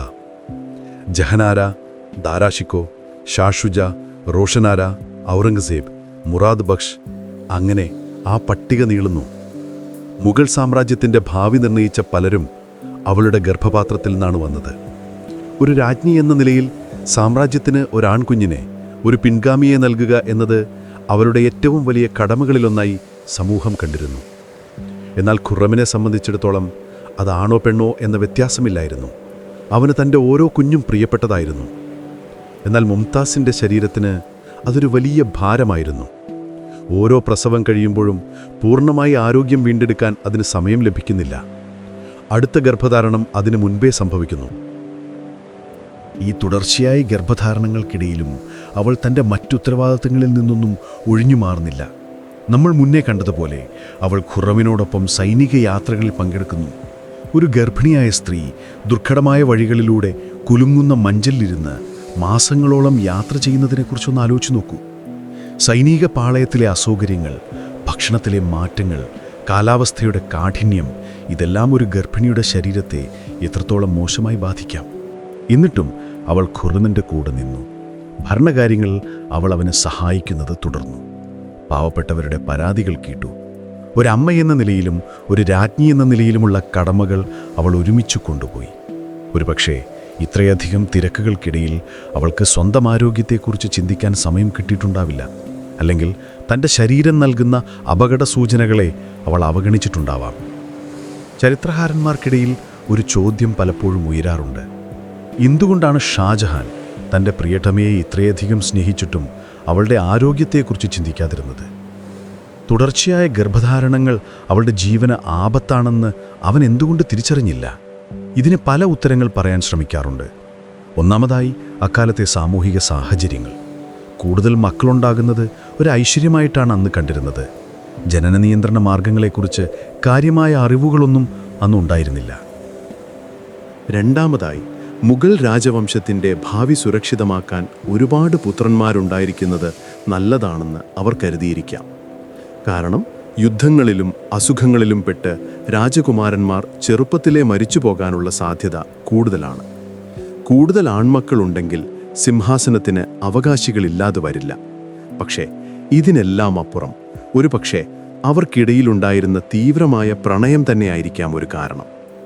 അവർ തമ്മിൽ പിരിഞ്ഞിരിക്കാൻ ഇഷ്ടപ്പെട്ടിരുന്നില്ല. അതിൻ്റെ സ്വാഭാവികമായൊരു ഫലമായിരുന്നു ഈ കുഞ്ഞുങ്ങൾ. അവരുടെ 14 മക്കളിൽ 7 പേർ മാത്രമേ ശൈശവം കടന്ന് ജീവിച്ചിരുന്നുള്ളൂ. ബാക്കി 7 പേരും പല പ്രായത്തിലായി മരിച്ചുപോയി. ഓരോ കുഞ്ഞിൻ്റെയും മരണം അവളുടെ ഹൃദയത്തിൽ ഓരോ മുറിപ്പാടുണ്ടാക്കി. ഒരമ്മയുടെ വേദന അവൾക്കുള്ളിൽ കുന്നുകൂടി. പക്ഷെ പുറമേക്ക് അവൾ എപ്പോഴും ശാന്തയായിരുന്നു. ഖുറമിൻ താങ്ങായി, തൻ്റെ മറ്റു മക്കൾക്ക് തണലായി അവൾ നിലകൊണ്ടു. തൻ്റെ മക്കളെ അവൾ അങ്ങേയറ്റം സ്നേഹിച്ചിരുന്നു, പ്രത്യേകിച്ച് മൂത്ത മകൾ ജഹനാരയെ. ജഹനാര അമ്മയുടെ ഒരു തനി പകർപ്പായിരുന്നു, സൗന്ദര്യത്തിലും ബുദ്ധിയിലും കാര്യപ്രാപ്തിയിലും. ഭാവിയിൽ അമ്മയുടെ സ്ഥാനത്ത് നിന്ന് ഷാജഹാന് കൂട്ടാവുന്നത് ഈ മകളാണ്. അതുപോലെ മൂത്ത മകൻ ദാരാഷിക്കോയോടും അവൾക്ക് പ്രത്യേക വാത്സല്യമുണ്ടായിരുന്നു. പണ്ഡിതനും ദയാലുവുമായിരുന്ന ദാരയെയായിരുന്നു അടുത്ത ചക്രവർത്തിയായി കാണാൻ അവളും ഖുറമും ഒരുപോലെ ആഗ്രഹിച്ചത്. എന്നാൽ ചരിത്രം അവർക്ക് വേണ്ടി കാത്തുവെച്ചത് മറ്റൊരു ദുരന്തമായിരുന്നു. അങ്ങനെ രാജ്ഞി എന്ന നിലയിലെ പ്രൗഢിക്കും ഭാര്യ എന്ന നിലയിലെ പ്രണയത്തിനും പിന്നിൽ ഒരമ്മയുടെ അടക്കിപ്പിടിച്ച വേദനകളും ത്യാഗങ്ങളും സന്തോഷങ്ങളുമുണ്ട്. മുംതാസ് മഹൽ എന്ന പേരിനു പിന്നിൽ 14 തവണ മരണത്തെ മുഖാമുഖം കണ്ട് അതിൽ 7 തവണ ഹൃദയം നുറുങ്ങുന്ന വേദന അനുഭവിച്ച ഒരു സ്ത്രീയുടെ കഥയുണ്ട്. അവളുടെ ശരീരം ക്ഷീണിതമായിരുന്നു, പക്ഷേ അവളുടെ മനസ്സ് ശക്തമായിരുന്നു. എന്നാൽ ആ ശരീരത്തിന് താങ്ങാനാവുന്നതിലും അപ്പുറമായിരുന്നു 14ാമത്തെ ഗർഭം. ആ പ്രസവത്തോടെ ഒരു രാജ്ഞിയുടെയും അമ്മയുടെയും ജീവിതത്തിന് തിരശീല വീഴാൻ ഇനി അധികം നാളുകളില്ലായിരുന്നു.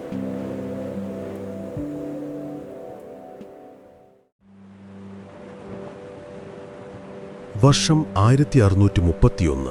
മുഗൾ സാമ്രാജ്യത്തിന്റെ തലസ്ഥാനം ആഗ്രയിൽ നിന്നും ഒരുപാട് ദൂരെ ഡെക്കാൻ പീഠഭൂമിയിലെ ബുർഹാൻപൂർ എന്ന പട്ടണത്തിലാണ് നമ്മളിപ്പോൾ. താപ്തി നദിയുടെ കരയിലുള്ള ഈ നഗരം ഒരു വലിയ സൈനിക താവളമായി മാറിയിരിക്കുകയാണ്. ഖുറം ഇപ്പോൾ ഷാജഹാൻ എന്ന പേരിൽ മുഗൾ ചക്രവർത്തിയായി സിംഹാസനത്തിൽ കയറിയിട്ട് കുറച്ചു വർഷങ്ങളായി. സാമ്രാജ്യത്തിനെതിരെ കലാപമുയർത്തിയ ഖാൻ ജഹാൻ ലോധി എന്നൊരു പ്രഭുവിനെ അമർച്ച ചെയ്യാൻ വേണ്ടിയാണ് ചക്രവർത്തി ഒരു വലിയ സൈന്യവുമായി ഇവിടെ എത്തിയിരിക്കുന്നത്. പതിവ് പോലെ അദ്ദേഹത്തിന്റെ പ്രിയപ്പെട്ട രാജ്ഞി മുംതാസ് മഹലും കൂടെയുണ്ട്. പക്ഷേ ഈ യാത്ര മുൻപത്തേതുപോലെയല്ല. മുംതാസിന്റെ മുഖത്ത് പതിവുള്ള ശോഭയില്ല. തുടർച്ചയായ യാത്രകളും 13 പ്രസവങ്ങളും അവളുടെ ശരീരത്തെ വല്ലാതെ തളർത്തിയിരിക്കുന്നു. അവളുടെ 38ാമത്തെ വയസ്സിൽ അവൾ വീണ്ടും ഗർഭിണിയാണ്. 14ാമത്തെ കുഞ്ഞിനെ ഉദരത്തിൽ വഹിച്ച് ആയിരക്കണക്കിന് കിലോമീറ്ററുകൾ താണ്ടി അവൾ വീണ്ടും തന്റെ ഭർത്താവിനൊപ്പം ഒരു യുദ്ധമുഖത്തെത്തിയിരിക്കുന്നു. ബുർഹാൻപൂരിലെ രാജകീയ വസതി ഒരു താൽക്കാലിക കൊട്ടാരമായി മാറ്റിയിട്ടുണ്ട്. പുറത്ത് യുദ്ധത്തിന്റെ ആരവങ്ങളാണെങ്കിലും അകത്ത് രാജ്ഞിക്ക് വേണ്ട എല്ലാ സൗകര്യങ്ങളും ഒരുക്കിയിട്ടുണ്ട്. പക്ഷേ മുംതാസിന് ഒന്നിനും ഒരു ഉത്സാഹമില്ല. അവൾക്ക് കഠിനമായ ക്ഷീണം അനുഭവപ്പെടുന്നു. ശരീരം എന്തോ അപകട സൂചന നൽകുന്നതുപോലെ അവൾക്ക് തോന്നുന്നുണ്ടാവാം. ഷാജഹാൻ യുദ്ധതന്ത്രങ്ങൾ മെനയുന്ന തിരക്കിലാണ്. എങ്കിലും എല്ലാ ദിവസവും അദ്ദേഹം തന്റെ പ്രിയതമയുടെ അരികിലെത്തുന്നു. അവളുടെ വിളറിയ മുഖം കാണുമ്പോൾ അവന്റെ നെഞ്ചിൽ ഒരാദി നിറയുന്നു. അദ്ദേഹം കൊട്ടാരത്തിലെ ഏറ്റവും മികച്ച വൈദ്യന്മാരെ അവൾക്കായി നിയമിക്കുന്നു. അവർ അവളെ പരിശോധിച്ച് പൂർണ്ണമായ വിശ്രമം വേണമെന്ന് നിർദ്ദേശിക്കുന്നു. പക്ഷേ ഒരു ചക്രവർത്തിയുടെ ഭാര്യയ്ക്ക്, അതും ഒരു സൈനിക പാളയത്തിൽ, എങ്ങനെയാണ് പൂർണ്ണമായി വിശ്രമിക്കാൻ കഴിയുക? പ്രസവത്തിനുള്ള ദിവസങ്ങൾ അടുത്തു വരികയാണ്. ഒരു ദിവസം വൈകുന്നേരം മുംതാസിന് പ്രസവവേദന ആരംഭിക്കുന്നു. കൊട്ടാരത്തിലുടനീളം ഒരുതരം വെപ്രാളം പടരുന്നു. ഏറ്റവും പരിചയസമ്പന്നരായ ദായിമാരെയും വൈദ്യന്മാരെയും അവളുടെ മുറിയിലേക്ക് വിളിപ്പിക്കുന്നു. ഷാജഹാൻ പുറത്ത് അക്ഷമനായി കാത്തുനിൽക്കുന്നു. അവൻ്റെ മനസ്സിൽ പ്രാർത്ഥനകൾ മാത്രം. ഇതിനു മുൻപ് 13 തവണ അനുഭവിച്ചതാണെങ്കിലും ഓരോ തവണയും അവൻ്റെ നെഞ്ചിടിപ്പ് കൂടും. അകത്ത് മുംതാസ് മണിക്കൂറുകളോളം വേദന കൊണ്ട് പൊളയുകയാണ്. ഇത്തവണത്തെ പ്രസവം പതിവിലും കഠിനമാണെന്ന് ദായിമാർക്ക് മനസ്സിലായി തുടങ്ങുന്നു. സമയം കടന്നുപോകുന്നു. ഒരു രാത്രി കടന്നുപോയി. അടുത്ത പകലും കഴിയാറായി. ഏകദേശം 30 മണിക്കൂറുകളോളം അവൾ ആ വേദന സഹിച്ചു. ഷാജഹാന്റെ ആധിഭയമായി മാറുന്നു. കൊട്ടാരത്തിലെ ആഘോഷങ്ങൾക്കായി കൊണ്ടുവന്ന സംഗീതജ്ഞർ നിശബ്ദരായിരിക്കുന്നു. സൈനിക പാളയത്തിൽ പോലും ഒരുതരം നിശബ്ദത തളം കെട്ടി നിൽക്കുന്നു. ഒടുവിൽ ആ വാർത്ത പുറത്തുവരുന്നു.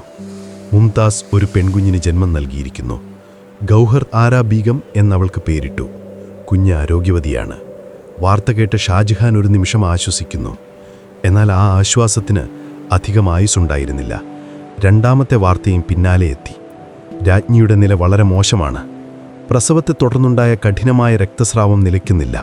വൈദ്യന്മാർ അവരുടെ സർവ്വവിദ്യകളും പ്രയോഗിച്ചു നോക്കുന്നു. പച്ചമരുന്നുകൾ വെച്ചുകെട്ടുന്നു. എന്തൊക്കെയോ കഷായങ്ങൾ നൽകുന്നു. പക്ഷെ ഒന്നിനും ഫലമില്ല. മുംതാസിൻ്റെ ശരീരം തണുത്തുറയാൻ തുടങ്ങിയിരിക്കുന്നു. അവളുടെ നാഡീമിടിപ്പ് കുറഞ്ഞു വരുന്നു. തനിക്കിനി അധികം സമയമില്ലെന്ന് അവൾ തിരിച്ചറിയുന്നു.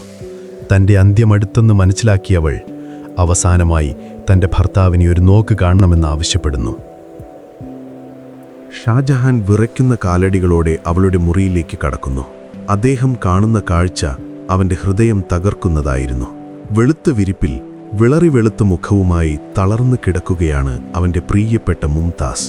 അവളുടെ കണ്ണുകളിൽ മരണത്തിൻ്റെ നിഴൽ വീണിരിക്കുന്നു. പക്ഷേ അവനെ കണ്ടപ്പോൾ ആ കണ്ണുകൾ ചെറുതായി വിടർന്നു. അവൾ ക്ഷീണിച്ച സ്വരത്തിൽ അവനോട് അടുത്തു വന്നിരിക്കാൻ പറയുന്നു. ഷാജഹാൻ അവളുടെ കിടക്കയ്ക്കരികിലിരുന്ന് അവളുടെ തണുത്ത കൈകൾ തൻ്റെ കൈകൾക്കുള്ളിലാക്കി.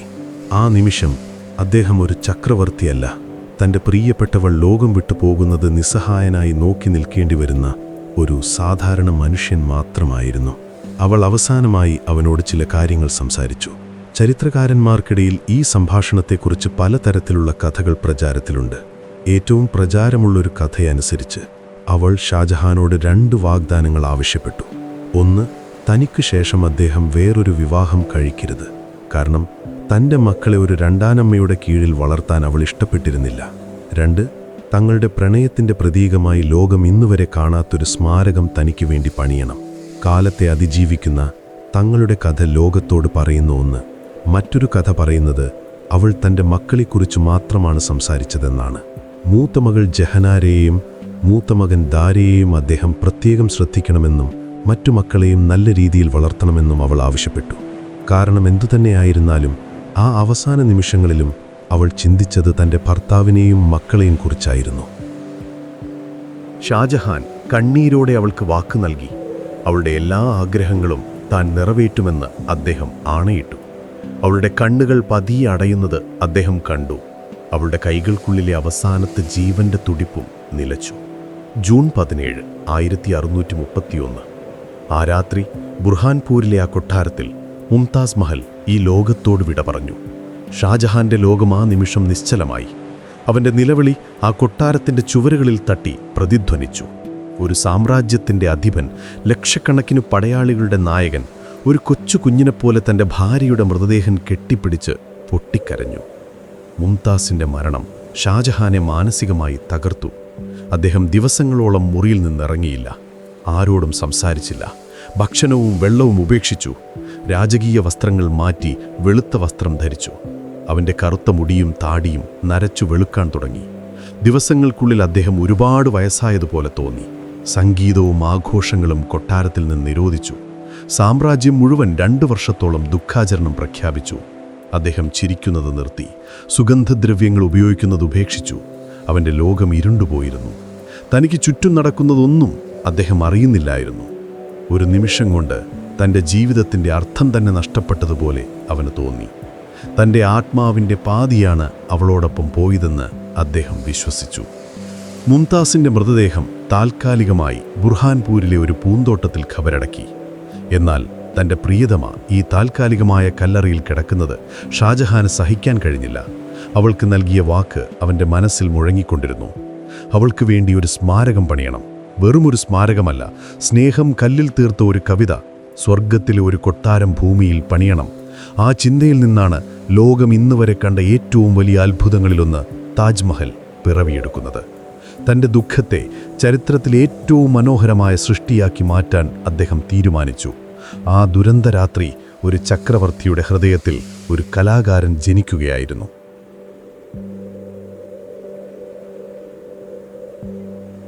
ബുർഹാൻപൂരിലെ ആ ദുരന്തരാത്രിക്ക് ശേഷം ഷാജഹാൻ എന്ന ചക്രവർത്തിയുടെ ജീവിതം സ്തംഭിച്ചു പോയിരുന്നു. പക്ഷേ ആ കനത്ത ദുഃഖത്തിൻ്റെ ഇരുട്ടിൽ ഒരു നേർത്ത വെളിച്ചം അവൻ്റെ മനസ്സിൽ തെളിയുന്നുണ്ട്. മുംതാസിന് നൽകിയ അവസാന വാക്ക്, ലോകം ഇന്നുവരെ കാണാത്ത ഒരു സ്മാരകം അവൾക്കു വേണ്ടി പണിയണം. ആ ചിന്ത മാത്രമാണ് ഇപ്പോൾ അവനെ മുന്നോട്ട് നയിക്കുന്നത്. ദുഃഖിച്ചിരിക്കാൻ അവന് സമയമില്ല. കാരണം അവൻ്റെ മനസ്സിൽ ആ സ്മാരകത്തിൻ്റെ രൂപം പതിയെ പതിയെ തെളിഞ്ഞു വരികയാണ്. അതൊരു ശവകുടീരമാകരുത്. മരണത്തിൻ്റെ തണുപ്പും ഭയവും ഓർമ്മിപ്പിക്കുന്ന ഒന്നാകരുത്. അത് കാണുന്ന ആർക്കും ഇതൊരു ഖബറിടമാണെന്ന് തോന്നരുത്. മറിച്ച് അതൊരു കൊട്ടാരമായിരിക്കണം. തൻ്റെ പ്രിയപ്പെട്ട രാജ്ഞി മുംതാസ് മഹൽ ഉറങ്ങാൻ വേണ്ടി മാത്രം പോയ ഒരു സ്വർഗീയ കൊട്ടാരം. ഷാജഹാൻ ഉറക്കമില്ലാത്ത രാത്രികളിൽ ആഗ്ര കോട്ടയിലെ തൻ്റെ മുറിയുടെ ബാൽക്കണിയിൽ വന്നിരിക്കുന്നു. യമുനാ നദിയുടെ ശാന്തമായ ഒഴുക്കിലേക്ക് നോക്കി അദ്ദേഹം മനസ്സിൽ ചിത്രങ്ങൾ വരയ്ക്കുന്നു. വെണ്ണക്കല്ലിൽ തീർത്ത ഒരു സൗധം, അതിൻ്റെ വെളുപ്പ് മുംതാസിൻ്റെ നിഷ്കളങ്കമായ സൗന്ദര്യത്തെ ഓർമ്മിപ്പിക്കണം. പൂർണ്ണചന്ദ്രനുള്ള രാത്രികളിൽ ആ വെണ്ണക്കല്ല് നിലാവിൽ കുളിച്ച് സ്വർണം പോലെ തിളങ്ങണം. പുലർകാലത്തെ ഇളം വെയിലിൽ അതിനൊരു റോസ് നിറം കൈവരണം. യമുനയിൽ നിന്നും കോടമഞ്ഞുയരുമ്പോൾ അത് മേഘങ്ങൾക്കിടയിൽ ഒഴുകി നടക്കുന്ന ഒരു മായാ കൊട്ടാരം പോലെ തോന്നണം. വെറുമൊരു കെട്ടിടമല്ല, ജീവനുള്ള, ശ്വാസമെടുക്കുന്ന, ഓരോ നിമിഷവും ഭാവം മാറുന്ന ഒന്നായിരിക്കണം അത്. അതിൻ്റെ മകുടങ്ങൾ ആകാശത്തേക്കുയർന്നു നിൽക്കണം. ഭൂമിയിലെ സ്നേഹത്തിനെ സ്വർഗത്തിൽ ലഭിക്കുന്ന അംഗീകാരം പോലെ. ഈ സ്വപ്നം യാഥാർത്ഥ്യമാക്കാൻ ഒരു സ്ഥലം കണ്ടെത്തുകയാണ് ആദ്യത്തെ പടി. സാമ്രാജ്യത്തിൻ്റെ പല ഭാഗങ്ങളിലും സ്ഥലങ്ങൾ നിർദ്ദേശിക്കപ്പെടുന്നു. എന്നാൽ ഷാജഹാന്റെ മനസ്സിൽ ഒരേയൊരു സ്ഥലമേയുള്ളൂ, യമുനയുടെ തീരം. അതും ആഗ്ര കോട്ടയിലെ തൻ്റെ ബാൽക്കണിയിൽ നിന്നും നോക്കിയാൽ കാണുന്ന ദൂരത്ത്. എല്ലാ ദിവസവും രാവിലെ ഉണർക്കുമിരിക്കുമ്പോൾ തൻ്റെ കണ്ണുകൾ ആദ്യം പതിയുന്നത് അവളുടെ കൊട്ടാരത്തിലായിരിക്കണം. എല്ലാ രാത്രിയിലും ഉറങ്ങാൻ പോകുമ്പോഴും അവസാനമായി കാണുന്ന കാഴ്ചയും അതായിരിക്കണം. തങ്ങൾ തമ്മിൽ ശാരീരികമായ അകലത്തിലാണെങ്കിലും ഒരു നദിയുടെ വീതി മാത്രമേ തങ്ങൾക്കിടയിൽ ദൂരമുള്ളൂ എന്ന് അവന് സ്വയം ആശ്വസിക്കണം. അങ്ങനെ യമുനയുടെ തെക്കേക്കരയിലുള്ള രാജാ ജയ്സിംഗിൻ്റെ ഉടമസ്ഥതയിലുള്ള ആ സ്ഥലം അദ്ദേഹം തിരഞ്ഞെടുക്കുകയാണ്. അതിനു പകരമായി രാജാവിന് ആഗ്രയുടെ ഹൃദയഭാഗത്ത് വലിയൊരു കൊട്ടാരം തന്നെ ഷാജഹാൻ നൽകുന്നു. സ്ഥലം കണ്ടെത്തിക്കഴിഞ്ഞപ്പോൾ അടുത്ത വെല്ലുവിളി ആ സ്വപ്നത്തെ കടലാസിലേക്ക് പകർത്താൻ കഴിവുള്ള ഒരു ശില്പിയെ കണ്ടെത്തുക എന്നതായിരുന്നു. ഷാജഹാൻ വെറുമൊരു ഭരണാധികാരിയായിരുന്നില്ല, കലയിലും വാസ്തുവിദ്യയിലും അഗാധമായ അറിവും കാഴ്ചപ്പാടുമുള്ള ഒരാളായിരുന്നു. അതുകൊണ്ട് ആരെങ്കിലും കൊണ്ടുവരുന്ന ഒരു ഡിസൈൻ അംഗീകരിച്ച് പണി തുടങ്ങാൻ അദ്ദേഹം തയ്യാറായിരുന്നില്ല. സാമ്രാജ്യത്തിൻ്റെ എല്ലാ കോണുകളിലേക്കും ദൂതന്മാർ പറക്കുന്നു. പേർഷ്യയിലേക്കും ഓട്ടോമൻ തുർക്കിയിലേക്കും മധ്യേഷ്യയിലേക്കും വരെ ആളുകൾ പോകുന്നു. ലോകത്തിലെ ഏറ്റവും മികച്ച വാസ്തുശില്പികളെയും കലാകാരന്മാരെയും എഞ്ചിനീയർമാരെയും ആഗ്രയിലേക്ക് ക്ഷണിക്കുന്നു. താമസിയാതെ ആഗ്രയിലേക്ക് ശില്പികളുടെ ഒരു പ്രവാഹം തന്നെ ആരംഭിക്കുന്നു. ഓരോരുത്തരും തങ്ങളുടെ ആശയങ്ങൾ ചിത്രങ്ങളായും ചെറിയ മരമാതൃകകളായും ചക്രവർത്തിയുടെ മുന്നിൽ അവതരിപ്പിക്കുന്നു. ആ കാഴ്ച രസകരമായിരുന്നു. ചിലർ വളരെ പടുകൂറ്റൻ കെട്ടിടങ്ങളുടെ മാതൃകകളാണ് കൊണ്ടുവന്നത്. സ്വർണവും വെള്ളിയും കൊണ്ട് പൊതിഞ്ഞ ലോകത്തിലെ എല്ലാ രത്നങ്ങളും പതിപ്പിച്ച ഒന്ന്. ഷാജഹാൻ അത് പുഞ്ചിരിയോടെ നിരസിച്ചു. തൻ്റെ മുംതാസിൻ്റെ സൗന്ദര്യം ലാളിത്യക്കിലായിരുന്നു. ആഡംബരത്തിൻ്റെ ഈ അതിപ്രസരം അവളുടെ ഓർമ്മയെ അപമാനിക്കുന്നതിന് തുല്യമാണെന്ന് അവന് തോന്നി. മറ്റു ചിലർ കറുത്ത മാർബിളിൽ തീർത്ത ദുഃഖം ഘനീഭവിച്ചതുപോലെയുള്ള കെട്ടിടങ്ങളുടെ രൂപങ്ങൾ കാണിച്ചു. അതും അവൻ ഇഷ്ടപ്പെട്ടില്ല. ഞാൻ എൻ്റെ ദുഃഖത്തെയല്ല പണിയുന്നത്, എൻ്റെ പ്രണയത്തെയാണ്, അദ്ദേഹം പറഞ്ഞു. ഓരോ മാതൃക കാണുമ്പോഴും അദ്ദേഹം നിരാശനാവുന്നു. തൻ്റെ മനസ്സിലുള്ള ആ ചിത്രം, ആ ഭാവന, അത് മനസ്സിലാക്കാൻ കഴിവുള്ള ഒരാൾ പോലും ഇല്ലേ എന്ന് അദ്ദേഹം സംശയിച്ചു തുടങ്ങുന്നു. ദിവസങ്ങൾ കടന്നുപോകുമ്പോൾ ഷാജഹാന്റെ കൊട്ടാരത്തിലെത്തുന്ന ശില്പികളിൽ ഒരാൾ ഉസ്താദ് അഹമ്മദ് ലാഹോറി എന്ന പേർഷ്യൻ വാസ്തുശില്പി ചക്രവർത്തിയുടെ മുന്നിൽ തൻ്റെ ആശയം അവതരിപ്പിക്കുന്നു. മറ്റുള്ളവരെ പോലെ വലിയ മാതൃകകളോ വർണ്ണചിത്രങ്ങളോ ഒന്നും അയാളുടെ കയ്യിലില്ല. പകരം കുറച്ച് രേഖാചിത്രങ്ങൾ മാത്രം. അയാൾ സംസാരിച്ചു തുടങ്ങുന്നു. അയാൾ ഒരു കെട്ടിടത്തെക്കുറിച്ചല്ല സംസാരിക്കുന്നത്, മറിച്ച് ഒരു അനുഭവത്തെക്കുറിച്ചാണ്. അയാൾ പറയുന്നത് ആ സ്മാരകം ഒറ്റയ്ക്ക് നിൽക്കുന്ന ഒന്നായിരിക്കരുത്, അതൊരു വലിയ പൂന്തോട്ടത്തിൻ്റെ ഹൃദയഭാഗത്തായിരിക്കണം. ഖുർആനിൽ പറയുന്ന സ്വർഗത്തിലെ ആരാമങ്ങളെ, ജന്നത്തിനെ ഓർമ്മിപ്പിക്കുന്ന ഒരു പൂന്തോട്ടം. 4 ഭാഗിച്ച, നടുവിലൂടെ ക്രിസ്റ്റൽ പോലെ തെളിഞ്ഞ വെള്ളം ഒഴുകുന്ന കനാലുകൾ ഉള്ള ഒന്ന്. ആ വെള്ളത്തിൽ പ്രധാന കെട്ടിടത്തിൻ്റെ പ്രതിബിംബം ഒരു നിഴൽ ചിത്രം പോലെ കാണണം. പ്രധാന കെട്ടിടം, അതായത് മുംതാസിൻ്റെ ശവകുടീരം, പൂന്തോട്ടത്തിൻ്റെ നടുവിലായിരിക്കരുത്, മറിച്ച് ഏറ്റവും അറ്റത്ത് യമുനാ നദിയെ നോക്കി നിൽക്കുന്ന രീതിയിലായിരിക്കണം. കാരണം സ്വർഗത്തിലെ കൊട്ടാരങ്ങൾ എപ്പോഴും ശാന്തമായ നദിയുടെ കരയിലായിരിക്കും. 4 മൂലകളിലും 4 മിനാരങ്ങൾ കാവൽ നിൽക്കണം. അവ നേരെ മുകളിലേക്കല്ല, മറിച്ച് പുറത്തേക്ക് ചെറുതായി ചെരിഞ്ഞായിരിക്കണം. ഒരു ഭൂകമ്പമുണ്ടായാൽ പോലും അവ പ്രധാന കെട്ടിടത്തിലേക്ക് വീഴാതെ പുറത്തേക്ക് വീഴാനാണ് ഈ മുൻകരുതൽ. പ്രധാന കെട്ടിടത്തിൻ്റെ നടുവിലായി ഒരു വലിയ ഗോളാകൃതിയിലുള്ള മകുടം, അതിൻ്റെ മുകളിൽ ഒരു സ്വർണ്ണത്താഴികക്കുടം. സൂര്യരശ്മി തട്ടി അതെപ്പോഴും തിളങ്ങിക്കൊണ്ടിരിക്കും. അയാൾ സംസാരിക്കുമ്പോൾ ഷാജഹാന്റെ കണ്ണുകൾ വിടരുകയായിരുന്നു. തൻ്റെ മനസ്സിലുള്ള, വാക്കുകളാൽ വിവരിക്കാൻ കഴിയാതിരുന്ന ആ ചിത്രം ഇതാ ഈ മനുഷ്യൻ വാക്കുകൾ കൊണ്ട് വരച്ചിടുന്നു. ഇത് വെറുമൊരു ശില്പിയല്ല, തൻ്റെ മനസ്സ് വായിക്കാൻ കഴിവുള്ള ഒരു കലാകാരനാണ്. ആ നിമിഷം ഷാജഹാൻ തീരുമാനിക്കുന്നു, ഇതാണ് തൻ്റെ സ്വപ്നം, ഇതാണ് തൻ്റെ മുംതാസിൻ്റെ കൊട്ടാരം. ലാഹോറയുടെ രൂപകൽപ്പന അംഗീകരിച്ചതോടെ ഒരു വലിയ ദൗത്യത്തിനുള്ള തയ്യാറെടുപ്പുകൾ ആരംഭിക്കുന്നു. ഇത് ഒരാൾക്കോ ഒരു സംഘത്തിന് ഒറ്റയ്ക്ക് ചെയ്യാൻ കഴിയുന്ന ഒന്നല്ല. ലോകത്തിൻ്റെ പല ഭാഗത്തു നിന്നുമുള്ള ഏറ്റവും മികച്ച കലാകാരന്മാരെ ഒരുമിച്ച് ചേർക്കണം. പ്രധാന ശില്പിയായി ഉസ്താദ് അഹമ്മദ് ലാഹോറിയെ നിയമിക്കുന്നു. എന്നാൽ ഓരോ കാര്യത്തിനും ഓരോ വിദഗ്ധർ വേണം. തുർക്കിയിൽ നിന്നും വലിയ മകുടങ്ങൾ നിർമ്മിക്കുന്നതിൽ പ്രഗത്ഭനായ ഇസ്മായിൽ അഫാൻഡിയെ കൊണ്ടുവരുന്നു. പേർഷ്യയിൽ നിന്നും ഖുർആൻ വചനങ്ങൾ മനോഹരമായി കല്ലിൽ കൊത്തുന്നതിൽ വിദഗ്ധനായ അമാനത് ഖാൻ ഷിറാസിയെ ക്ഷണിക്കുന്നു. സമർഖണ്ഡിൽ നിന്നും മിനാരങ്ങൾ ഡിസൈൻ ചെയ്യുന്ന വിദഗ്ധരെത്തുന്നു. കല്ലുകൾ മുറിക്കുന്നതിനും മിനുക്കുന്നതിനും ചേർത്ത് വയ്ക്കുന്നതിനും വിദഗ്ധരായ ആയിരക്കണക്കിന് തൊഴിലാളികളെ ഇന്ത്യയുടെ പല ഭാഗത്തു നിന്നും കൊണ്ടുവരുന്നു. ഇനി വേണ്ടത് നിർമ്മാണ സാമഗ്രികളാണ്. ഷാജഹാൻ ഒരു നിർബന്ധമുണ്ടായിരുന്നു. പ്രധാന കെട്ടിടം പൂർണ്ണമായും വെണ്ണക്കല്ലിൽ തന്നെയായിരിക്കണം. അതും ലോകത്തിലെ ഏറ്റവും മികച്ച വെണ്ണക്കല്ല്. രാജസ്ഥാനിലെ മക്രാന എന്ന സ്ഥലത്തുള്ള ഖനികളിൽ നിന്നാണ് അതിനു പറ്റിയ കല്ലുകൾ കണ്ടെത്തുന്നത്. 100 കണക്കിന് കിലോമീറ്ററുകൾ ദൂരെ നിന്ന് ഭീമാകാരമായ മാർബിൾ പാളികൾ ആഗ്രയിലേക്ക് എത്തിക്കുക എന്നത് അസാധ്യമായ ഒരു കാര്യമായിരുന്നു. അതിനുവേണ്ടി മാത്രം പ്രത്യേക വഴികൾ നിർമ്മിച്ചു. 1000-ലധികം ആനകളെയും എണ്ണമറ്റ കാളവണ്ടികളെയും ഈ ഒരു കാര്യത്തിനു വേണ്ടി മാത്രം ഉപയോഗിച്ചു. വെറും വെണ്ണക്കല്ല് മാത്രമല്ല, കെട്ടിടം അലങ്കരിക്കാൻ വേണ്ടത് വിലപിടിപ്പുള്ള രത്നങ്ങളാണ്. അതിനായി വ്യാപാരികൾ ലോകം മുഴുവൻ സഞ്ചരിച്ചു. അഫ്ഗാനിസ്ഥാനിൽ നിന്നും വൈഡൂര്യം, ശ്രീലങ്കയിൽ നിന്നും ഇന്ദ്രനീലം, ചൈനയിൽ നിന്നും ജെയ്ഡ്, അറേബ്യയിൽ നിന്നും പവിളം, അങ്ങനെ 28ഓളം തരം രത്നക്കല്ലുകൾ ആഗ്രയിലേക്ക് ഒഴുകിയെത്തി. അങ്ങനെ ഒരു സ്വപ്നത്തിൽ നിന്നും യാഥാർത്ഥ്യത്തിലേക്കുള്ള ദൂരം കുറഞ്ഞു വരികയാണ്. ഷാജഹാൻ്റെ ദുഃഖം ഇപ്പോൾ ഒരു വലിയ ഊർജമായി മാറിയിരിക്കുന്നു. അദ്ദേഹം എല്ലാ ദിവസവും നിർമ്മാണ സ്ഥലത്ത് നേരിട്ടെത്തുന്നു. ഓരോ കല്ല് വയ്ക്കുമ്പോഴും ഓരോ ഡിസൈൻ പൂർത്തിയാക്കുമ്പോഴും അദ്ദേഹം അത് ശ്രദ്ധയോടെ വീക്ഷിക്കുന്നു. ഇത് വെറുമൊരു കെട്ടിടം പണിയലല്ല, മറിച്ച് തൻ്റെ പ്രണയത്തെ കല്ലിൽ പുനഃസൃഷ്ടിക്കുന്ന ഒരു തരം ആരാധനയാണ് അവനിപ്പോൾ. യമുനയുടെ തീരത്ത് പതിയെ പതിയെ ഒരു അത്ഭുതം രൂപം കൊള്ളാൻ തുടങ്ങുകയാണ്. ദുഃഖത്തിൽ നിന്നും ജനിച്ച ആ സ്മാരകം ചരിത്രത്തിലെ ഏറ്റവും വലിയ പ്രണയകാവ്യമായി മാറാനുള്ള ഒരുക്കത്തിലാണ്.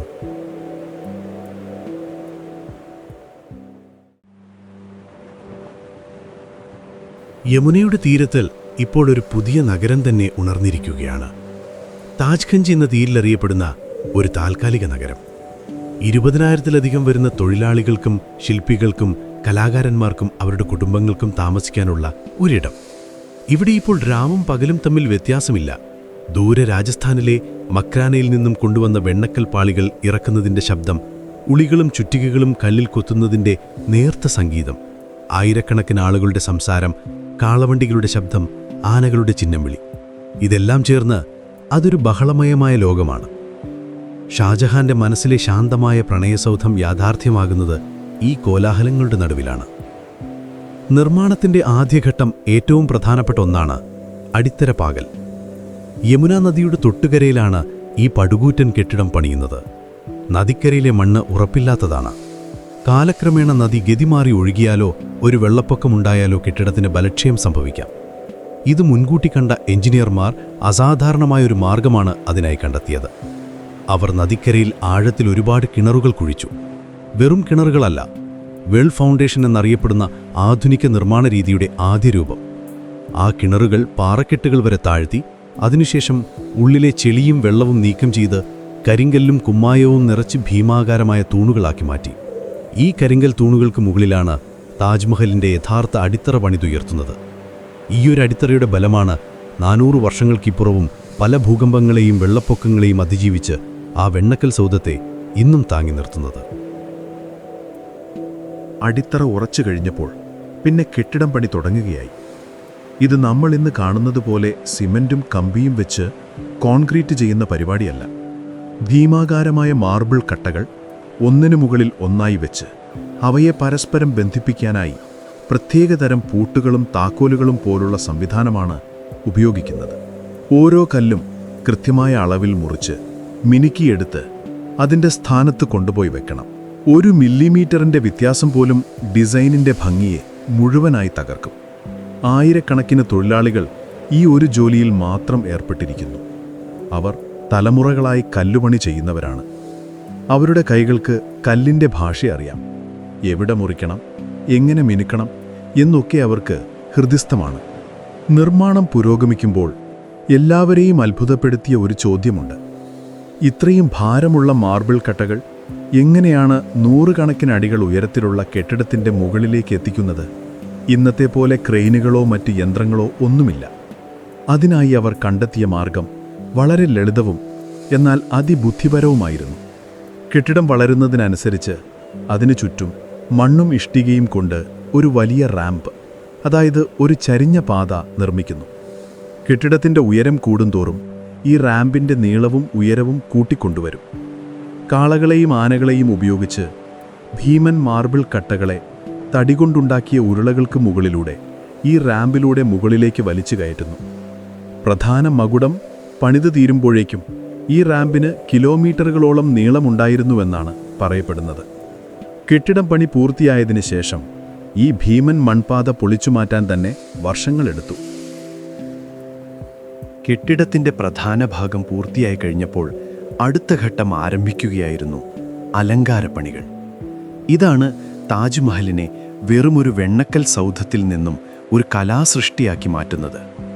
ഇതിലേറ്റവും പ്രധാനപ്പെട്ടത് പിയത്രാദുര എന്നറിയപ്പെടുന്ന കലയാണ്. മാർബിളിൽ വളരെ സൂക്ഷ്മമായി ചെറിയ കുഴികളുണ്ടാക്കി അതിലേക്ക് അതേ ആകൃതിയിൽ മുറിച്ചെടുത്ത വിലപിടിപ്പുള്ള രത്നക്കല്ലുകൾ ഒട്ടിച്ചുവെക്കുന്ന രീതിയാണിത്. ഒരു പൂരിൻ്റെ ഇതളിൻ്റെ ചിത്രം മാർബിളിൽ കൊത്തണമെങ്കിൽ ആ ഇതളിൻ്റെ രൂപത്തിൽ ആദ്യം മാർബിൾ കുഴിച്ചെടുക്കണം. എന്നിട്ട് അതേ നിറത്തിലുള്ള ഒരു രത്നം, ഉദാഹരണത്തിന് പവിഴം, അതേ ആകൃതിയിൽ മുറിച്ച് പശ ചേർത്ത് ആ കുഴിയിൽ ഒട്ടിച്ചു വെക്കണം. ഇത് പുറത്തേക്ക് തള്ളി നിൽക്കില്ല. മാർബിളിൻ്റെ അതേ നിരപ്പിൽ തന്നെയിരിക്കും. ദൂരെ നിന്ന് നോക്കിയാൽ മാർബിളിൽ പൂക്കൾ വരച്ചു വെച്ചതാണെന്നേ തോന്നൂ. ആയിരക്കണക്കിന് കലാകാരന്മാർ രാവും പകലും കുനിഞ്ഞിരുന്ന് ചെറിയ ഉളികൾ കൊണ്ട് ഈ അത്ഭുതം സൃഷ്ടിക്കുകയാണ്. ഒരു ചെറിയ പൂവിൽ തന്നെ പല നിറത്തിലുള്ള 10-15 രത്നക്കല്ലുകളുണ്ടാകും. താജ്മഹലിൻ്റെ ചുവരുകളിലുടനീളം ഈ പുഷ്പലതാദികൾ ഒരു സ്വർഗീയ പൂന്തോട്ടം തന്നെ സൃഷ്ടിക്കുന്നു. അടുത്തത് കാലിഗ്രാഫി, അതായത് ഖുറാൻ വചനങ്ങൾ മനോഹരമായി കല്ലിൽ കൊത്തുന്ന ജോലിയാണ്. അമാനത് ഖാൻ ഷിറാസിയുടെ നേതൃത്വത്തിലാണ് ഇത് ചെയ്യുന്നത്. താജ്മഹലിൻ്റെ പ്രധാന കവാടത്തിലും ശവകുടീരത്തിൻ്റെ 4 ഭാഗത്തുമുള്ള കമാനങ്ങളിലും കറുത്ത മാർബിളിൽ വെണ്ണക്കല്ലുകൊണ്ട് ഖുറാനിലെ വചനങ്ങൾ കൊത്തിവെച്ചിട്ടുണ്ട്. ഇവിടെയും ഒരത്ഭുതം ഒളിഞ്ഞിരിപ്പുണ്ട്. താഴെ നിന്ന് മുകളിലേക്ക് നോക്കുമ്പോൾ ഈ അക്ഷരങ്ങളുടെ എല്ലാം വലുപ്പം ഒരുപോലെയാണെന്ന് നമുക്ക് തോന്നും. എന്നാൽ യഥാർത്ഥത്തിൽ മുകളിലേക്ക് പോകുന്തോറും അക്ഷരങ്ങളുടെ വലുപ്പം കൂടിക്കൂടി വരികയാണ്. താഴെ നിൽക്കുന്ന ഒരാളുടെ കാഴ്ചയുടെ പ്രത്യേകത കണക്കിലെടുത്ത് എല്ലാം ഒരേ വലുപ്പത്തിൽ തോന്നാൻ വേണ്ടി രൂപകൽപ്പന ചെയ്ത ഒരു ഒപ്റ്റിക്കൽ ഇല്യൂഷൻ ആണിത്. ഇത് ചെയ്യാൻ എത്രമാത്രം ഗണിതശാസ്ത്രപരമായ അറിവും കഴിവും വേണമെന്ന് നമ്മൾ ഓർക്കണം.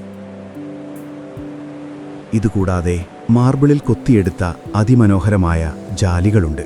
ഒറ്റ മാർബിൾ പാളിയിൽ നിന്നും ഒരു ലേസ് തുണി പോലെ കൊത്തിയെടുക്കുന്ന ഈ ജാലകങ്ങൾ വെളിച്ചത്തെയും നിഴലിനെയും കൊട്ടാരത്തിനകത്ത് ഒരു മായാജാലം പോലെ ഉപയോഗിക്കുന്നു. പുറത്തുനിന്നുള്ള കടുത്ത വെളിച്ചത്തെ അരിച്ച് നേർത്ത ശാന്തമായ ഒരു പ്രകാശമാക്കി ഇതകത്തേക്ക് കടത്തിവിടുന്നു. 22 വർഷമെടുത്തു ഈ സ്വപ്നം പൂർണ്ണമായി യാഥാർത്ഥ്യമാകാൻ. പ്രധാന ശവകുടീരം പണിയാൻ ഏകദേശം 12 വർഷവും ബാക്കിയുള്ള കെട്ടിടങ്ങളും പൂന്തോട്ടവും പൂർത്തിയാക്കാൻ 10 വർഷവും.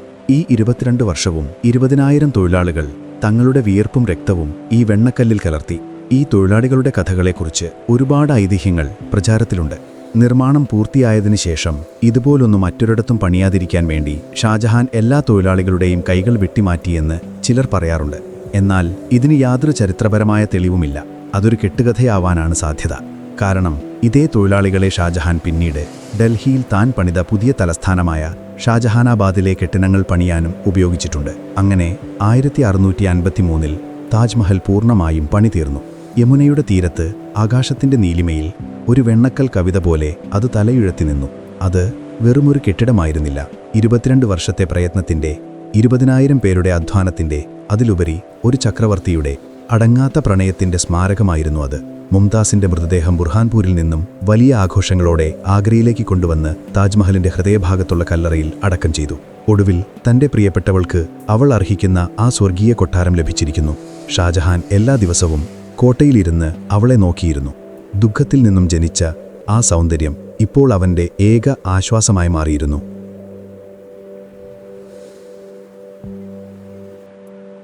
താജ്മഹൽ പൂർത്തിയായി കഴിഞ്ഞു. യമുനയുടെ തീരത്ത് ലോകം കണ്ട ഏറ്റവും മനോഹരമായ പ്രണയകാവ്യം വെണ്ണക്കല്ലിൽ എഴുതി വച്ചിരിക്കുന്നു. ഷാജഹാൻ എന്ന ചക്രവർത്തിക്ക് ഇപ്പോൾ അല്പം ആശ്വാസമുണ്ട്. തൻ്റെ പ്രിയപ്പെട്ടവൾക്ക് നൽകിയ വാക്ക് അദ്ദേഹം നിറവേറ്റിയിരിക്കുന്നു. എല്ലാ ദിവസവും ആഗ്ര കോട്ടയിലെ ജാസ്മി കൊട്ടാരത്തിൻ്റെ ബാൽക്കണിയിലിരുന്ന് അദ്ദേഹം അവളെ നോക്കുന്നു. ഓരോ സൂര്യോദയത്തിലും ഓരോ സൂര്യാസ്തമയത്തിലും താജ്മഹലിൻ്റെ മാറുന്ന വർണ്ണങ്ങൾ കണ്ട് അദ്ദേഹം സമാധാനിക്കുന്നു. സാമ്രാജ്യത്തിൽ ഇപ്പോൾ സമാധാനത്തിൻ്റെ കാലമാണ്. ഷാജഹാന്റെ ഭരണത്തിൻ്റെ സുവർണ കാലഘട്ടം. ഖജനാവ് നിറഞ്ഞിരിക്കുന്നു. ജനങ്ങൾ സന്തുഷ്ടരാണ്. ഇനി അധികം യുദ്ധങ്ങളില്ല. കലയ്ക്കും സംഗീതത്തിനും നിർമ്മാണ പ്രവർത്തനങ്ങൾക്കും പ്രാധാന്യം നൽകുന്ന ഒരു കാലം. മുംതാസ് ഇല്ലാത്ത കുറവ് അദ്ദേഹത്തിൻ്റെ ഹൃദയത്തിലൊരു വിങ്ങലായി ഇപ്പോഴുമുണ്ടെങ്കിലും അവളുടെ ഓർമ്മയെ ഇത്രയും മനോഹരമായി നിലനിർത്താൻ കഴിഞ്ഞല്ലോ എന്നോർത്ത് അദ്ദേഹം ആശ്വസിക്കുന്നു. പക്ഷേ സന്തോഷത്തിൻ്റെ നാളുകൾക്ക് അധികമായുസുണ്ടായിരുന്നില്ല. കൊട്ടാരത്തിൻ്റെ അകത്തളങ്ങളിൽ അധികാരത്തിനു വേണ്ടിയുള്ള പുതിയൊരു കൊടുങ്കാറ്റ് രൂപം കൊള്ളുകയായിരുന്നു. ഷാജഹാന്റെയും മുംതാസിൻ്റെയും മക്കൾ ഇപ്പോൾ വളർന്നു വലിയവരായിരിക്കുന്നു. 4 ആൺമക്കൾ: ദാരാ ഷിക്കോ, ഷാ ഷുജ, ഔറംഗസേബ്, മുറാദ് ബക്ഷ്. 4 പേരും കഴിവുള്ളവരാണ്. അതിലുപരി അതിമോഹികളുമാണ്. മുഗൾ ചരിത്രത്തിൽ സിംഹാസനത്തിന് ഒരു നിശ്ചിത അവകാശ നിയമമില്ല. ചക്രവർത്തി മരിക്കുമ്പോൾ ഏറ്റവും ശക്തനായ മകൻ ബാക്കിയുള്ളവരെ ഇല്ലാതാക്കി അധികാരം പിടിച്ചെടുക്കുക എന്നതാണ് അലിഖിത നിയമം. ഈ ഒരു സത്യം ഷാജഹാന് നന്നായി അറിയാമായിരുന്നു. അതുകൊണ്ട് മക്കൾ തമ്മിൽ യുദ്ധമുണ്ടാകാതിരിക്കാൻ അദ്ദേഹം ഒരു മുൻകരുതലെടുത്തു. ഓരോ മകനെയും സാമ്രാജ്യത്തിൻ്റെ ഓരോ പ്രവിശ്യയുടെ ഗവർണർമാരായി ദൂലേക്ക് അയച്ചു. ദാരയെ കിഴക്ക് ബംഗാളിലേക്ക്, ഷുജായെ തെക്ക് ഡെക്കാനിലേക്ക്, ഔറംഗസേബിനെ ഗുജറാത്തിലേക്ക്. എന്നാൽ മൂത്ത മകനായ ദാരാ ഷിക്കോയെ മാത്രം അദ്ദേഹം തൻ്റെ കൂടെ ആഗ്രയിൽ നിർത്തി. ഷാജഹാന്റെ മനസ്സിൽ അടുത്ത ചക്രവർത്തി ദാരയായിരുന്നു. പണ്ഡിതനും ദയാലുവും സൂഫി ചിന്തകളിൽ താൽപ്പര്യമുള്ളവനുമായിരുന്നു ദാര. എല്ലാ മതങ്ങളെയും ഒരുപോലെ കാണുന്ന അക്ബർ ചക്രവർത്തിയെപ്പോലെ ഒരു ഭരണാധികാരിയാകാൻ കഴിവുള്ളവൻ. എന്നാൽ ഈയൊരു പ്രത്യേക പരിഗണന മറ്റ് സഹോദരങ്ങളിൽ, പ്രത്യേകിച്ച് മൂന്നാമനായ ഔറംഗസേബിൽ കടുത്ത അസൂയയും പകയും വളർത്തി. ഔറംഗസേബ് ദാരയുടെ നേരെ വിപരീതമായിരുന്നു. കണിശക്കാരനും തന്ത്രശാലിയായ ഒരു യോദ്ധാവും അധികാരത്തിനു വേണ്ടി എന്തും ചെയ്യാൻ മടിക്കാത്തവനുമായിരുന്നു അദ്ദേഹം നിശബ്ദനായി തൻ്റെ അവസരത്തിനായി കാത്തിരുന്നു. 1657 ആ അവസരം വന്നെത്തി. ഷാജഹാൻ പെട്ടെന്ന് രോഗബാധിതനായി. ചക്രവർത്തി മരണക്കിടക്കയിലാണെന്ന വാർത്ത സാമ്രാജ്യത്തിൽ പരന്നു. ചിലർ അദ്ദേഹം മരിച്ചുപോയെന്ന് പോലും വിശ്വസിച്ചു. ഈ വാർത്ത കാട്ടുതീ പോലെ പ്രവിശ്യകളിലെത്തി. ഇത്രയും കാലം ഉള്ളിലൊതുക്കി വെച്ച അധികാരമോഹം പുറത്തെടുക്കാൻ സഹോദരന്മാർക്കിത് ധാരാളമായിരുന്നു. ഷാ ഷുജ ബംഗാളിലും മുറാദ് ബക്ഷ് ഗുജറാത്തിലും സ്വയം ചക്രവർത്തിമാരായി പ്രഖ്യാപിച്ച് വലിയ സൈന്യവുമായി ആഗ്രയെ ലക്ഷ്യം വെച്ച് നീങ്ങി. എന്നാൽ ഏറ്റവും തന്ത്രപരമായി നീക്കം നടത്തിയത് ഔറംഗസേബാണ്. അദ്ദേഹം മുറാദുമായി ഒരു രഹസ്യധാരണയുണ്ടാക്കി. നമുക്കൊരുമിച്ച് ദാരയെ തോൽപ്പിക്കാം, അതിനുശേഷം സാമ്രാജ്യം പങ്കുവയ്ക്കാം എന്നദ്ദേഹം വാക്ക് നൽകി. ഇത് വിശ്വസിച്ച് മുറാദ് തൻ്റെ സൈന്യവുമായി ഔറംഗസേബിൻ്റെ കൂടെ ചേർന്നു. രോഗക്കിടക്കയിൽ നിന്നും എഴുന്നേറ്റ ഷാജഹാൻ കാണുന്നത് തൻ്റെ മക്കൾ പരസ്പരം കഴുത്തറയ്ക്കാൻ വേണ്ടി വാളെടുത്ത് നിൽക്കുന്നതാണ്. അദ്ദേഹം ദാരയോട് യുദ്ധത്തിന് പോകരുതെന്ന് വിലക്കി. ചർച്ചകളിലൂടെ പ്രശ്നം പരിഹരിക്കാമെന്ന് അദ്ദേഹം വിശ്വസിച്ചു. എന്നാൽ ഔറംഗസേബിൻ്റെ സൈന്യം ആഗ്രയ്ക്ക് തൊട്ടടുത്തെത്തിയിരുന്നു. പിതാവിൻ്റെ വാക്ക് കേൾക്കാതെ ദാരാ ഷിക്കോ ഒരു വലിയ സൈന്യവുമായി അവരെ നേരിടാൻ പുറപ്പെട്ടു.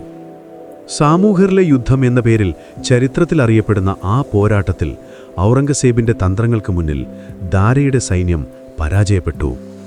ദാരാ ഷിക്കോവിന് ജീവനം കൊണ്ട് ഡൽഹിയിലേക്ക് ഓടിപ്പോകേണ്ടി വന്നു. വിജയിച്ച ഔറംഗസേബ് നേരെ ആഗ്ര കോട്ട വളയുന്നു. ഷാജഹാൻ കോട്ടയ്ക്കുള്ളിൽ തടവുകാരന് തുല്യനായി മാറുന്നു. ദിവസങ്ങൾ നീണ്ട സംഘർഷങ്ങൾക്ക് ശേഷം ഷാജഹാൻ കീഴടങ്ങാൻ നിർബന്ധിതനാകുന്നു. ഔറംഗസേബ് കോട്ടയ്ക്കുള്ളിലേക്ക് പ്രവേശിക്കുന്നത് ഒരു മകനായിട്ടല്ല, പുതിയ ചക്രവർത്തിയായിട്ടാണ്. അവൻ ആദ്യം ചെയ്യുന്നത് തൻ്റെ സഹോദരന്മാരെ ഓരോരുത്തരായി ഇല്ലാതാക്കുകയാണ്. ചതിയിലൂടെ മുറാദ് ബക്ഷനെ കൊലപ്പെടുത്തുന്നു. ഷാ ഷുജ യുദ്ധത്തിൽ തോറ്റു പലായനം ചെയ്യുന്നു. ഏറ്റവും ദാരുണമായ അന്ത്യം ദാരാ ഷിക്കോവിനായിരുന്നു. അവനെ പിടികൂടി നാട് മുഴുവൻ നടത്തി അപമാനിച്ച് ഒടുവിൽ തലവെട്ടിക്കൊല്ലുന്നു. ഔറംഗസേബ് ആലം ഫക്കീർ എന്ന പേരിൽ മുഗൾ സിംഹാസനത്തിൽ തൻ്റെ സ്ഥാനം ഉറപ്പിക്കുന്നു. അധികാരം ഉറപ്പിച്ചതിന് ശേഷം ഔറംഗസേബ് തൻ്റെ പിതാവിൻ്റെ നേർക്ക് തിരിയുന്നു. ഷാജഹാനെ അദ്ദേഹം കൊന്നില്ല. ഒരുപക്ഷെ പിതാവിനെ വധിച്ചുവെന്ന ചീത്ത പേര് അദ്ദേഹം ഭയന്നിട്ടുള്ളാവാം. പകരം അദ്ദേഹം ഷാജഹാനെ ആഗ്രാ കോട്ടയിലെ തന്നെ ഒരു കൂട്ടം മുറികളിൽ വീട്ടുതടങ്കലിലാക്കുന്നു. അതേ കൊട്ടാരം, അതേ മുറികൾ. ഇവിടെയിരുന്നാണോ അദ്ദേഹം ഒരു കാലത്ത് സാമ്രാജ്യം ഭരിച്ചത്, അവിടെ തന്നെ അദ്ദേഹം ഒരു തടവുകാരനായി മാറുന്നു. അദ്ദേഹത്തിൻ്റെ ലോകം ആ കൊട്ടാരത്തിലെ ഏതാനും മുറികളിലേക്കും ഒരു ബാൽക്കണിയിലേക്കും മാത്രമായി ചുരുങ്ങുന്നു. അദ്ദേഹത്തിൻ്റെ കൂടെ നിൽക്കാൻ ഒരേ ഒരാൾ മാത്രമേ തയ്യാറായുള്ളൂ, അദ്ദേഹത്തിൻ്റെ മൂത്ത മകൾ ജഹനാര. അമ്മയുടെ സ്ഥാനത്ത് നിന്ന് അവൾ തൻ്റെ പിതാവിനെ ശുശ്രൂഷിച്ചുകൊണ്ട് ആ ഏകാന്തതയിൽ ഒരു താങ്ങായി കൂടെ നിന്നു. ഷാജഹാൻ്റെ അവസാനത്തെ 8 വർഷങ്ങൾ ആ തടവറയിലായിരുന്നു. പുറം ലോകവുമായി അദ്ദേഹത്തിന് യാതൊരു ബന്ധവുമില്ല. ഒരു ചക്രവർത്തിയുടെ അധികാരങ്ങളോ പദവികളോ അദ്ദേഹത്തിനില്ല. അദ്ദേഹത്തിന് ആകെ ഉണ്ടായിരുന്ന ഒരേ ഒരു ആശ്വാസം ആ ബാൽക്കണിയിൽ നിന്നുള്ള കാഴ്ചയായിരുന്നു. അവിടെ നിന്നാൽ യമുനയ്ക്ക് കുറുകെ താൻ തൻ്റെ പ്രിയതമയ്ക്ക് വേണ്ടി പണിത താജ്മഹൽ വ്യക്തമായി കാണാമായിരുന്നു. ഓരോ ദിവസവും മണിക്കൂറുകളോളം അദ്ദേഹം ആ വെണ്ണക്കൽ സൗധത്തിലേക്ക് നോക്കിയിരിക്കും. അത് കാണുമ്പോൾ അദ്ദേഹം മുംതാസിനെ ഓർത്തു. മീനാ ബസാറിൽ വെച്ച് ആദ്യമായി കണ്ട നിമിഷം, 5 വർഷത്തെ കാത്തിരിപ്പ്, വിവാഹരാത്രി, യുദ്ധമുഖത്തെ ജീവിതം, മക്കളുടെ ജനനം, പിന്നെ ആ ദുരന്തരാത്രി, എല്ലാം ഒരു സിനിമയിലെന്ന പോലെ അദ്ദേഹത്തിൻ്റെ മനസ്സിലൂടെ കടന്നുപോയി. കാലം അദ്ദേഹത്തിൻ്റെ ശരീരം തളർത്തി, ഓർമ്മകൾ മങ്ങിത്തുടങ്ങി. എങ്കിലും താജ്മഹൽ കാണുമ്പോൾ അദ്ദേഹത്തിൻ്റെ കണ്ണുകളിൽ ഒരു തിളക്കം വരുമായിരുന്നു. അത് അദ്ദേഹത്തിൻ്റെ ഭൂതകാലത്തിലേക്കുള്ളൊരു ജാലകമായിരുന്നു. 1666 തൻ്റെ 84ാമത്തെ വയസ്സിൽ ഷാജഹാൻ്റെ ആരോഗ്യം പൂർണ്ണമായും ക്ഷയിച്ചു. തൻ്റെ അന്ത്യം അടുത്തെന്ന് അദ്ദേഹത്തിന് മനസ്സിലായി. അദ്ദേഹം അവസാനമായി ഒരേയൊരു ആഗ്രഹം പ്രകടിപ്പിച്ചു, തന്നെ താജ്മഹലിന് അഭിമുഖമായി കിടത്തണമെന്ന്. ജഹനാര തൻ്റെ പിതാവിനെ താങ്ങിയെടുത്ത് ആ ബാൽക്കണിയിലേക്ക് കൊണ്ടുപോയി. അവസാന ശ്വാസം വരെ ഷാജഹാൻ താജ്മഹലിൽ നിന്നും കണ്ണെടുത്തില്ല. ചില കഥകളിൽ പറയുന്നത് അദ്ദേഹം ഒരു ചെറിയ കണ്ണാടി കയ്യിൽ വെച്ച് അതിൽ താജ്മഹലിൻ്റെ പ്രതിബിംബം നോക്കിയാണ് മരിച്ചത് എന്നാണ്. അങ്ങനെ വർഷങ്ങളായി തന്നെ ഭരിച്ചിരുന്ന അതേ കൊട്ടാരത്തിൻ്റെ തണുത്ത തറയിൽ ഒരു സാമ്രാജ്യത്തിൻ്റെ മുൻ അധിപൻ ഒരു നിസ്സംഗനായ കാമുകനായി ലോകത്തോട് വിട പറഞ്ഞു. അദ്ദേഹത്തിൻ്റെ മരണശേഷം ഔറംഗസേബിൻ്റെ കൽപ്പന പ്രകാരം ഷാജഹാൻ്റെ മൃതദേഹം താജ്മഹലിലേക്ക് കൊണ്ടുപോയി. അവിടെ മുംതാസ് മഹലിൻ്റെ കല്ലറയ്ക്ക് തൊട്ടരികിലായി അദ്ദേഹത്തെയും അടക്കം ചെയ്തു. താജ്മഹലിൻ്റെ രൂപകൽപ്പനയിലെ ഒരേയൊരു അപൂർണത എന്ന് വിശേഷിപ്പിക്കുന്നത് ഈ കല്ലറയാണ്.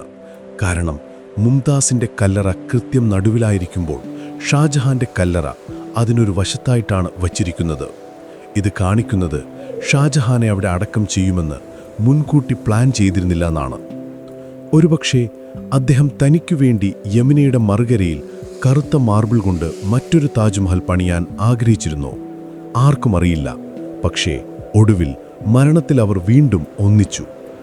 ഏത് കൊട്ടാരത്തേക്കാളും ഏത് സിംഹാസനത്തേക്കാളും വലുത് തങ്ങളുടെ പ്രണയമാണെന്ന് ലോകത്തോട് പറഞ്ഞുകൊണ്ട് ആ വെണ്ണക്കൽ കൊട്ടാരത്തിൽ അവർ ഒരുമിച്ച് അന്ത്യവിശ്രമം കൊള്ളുന്നു.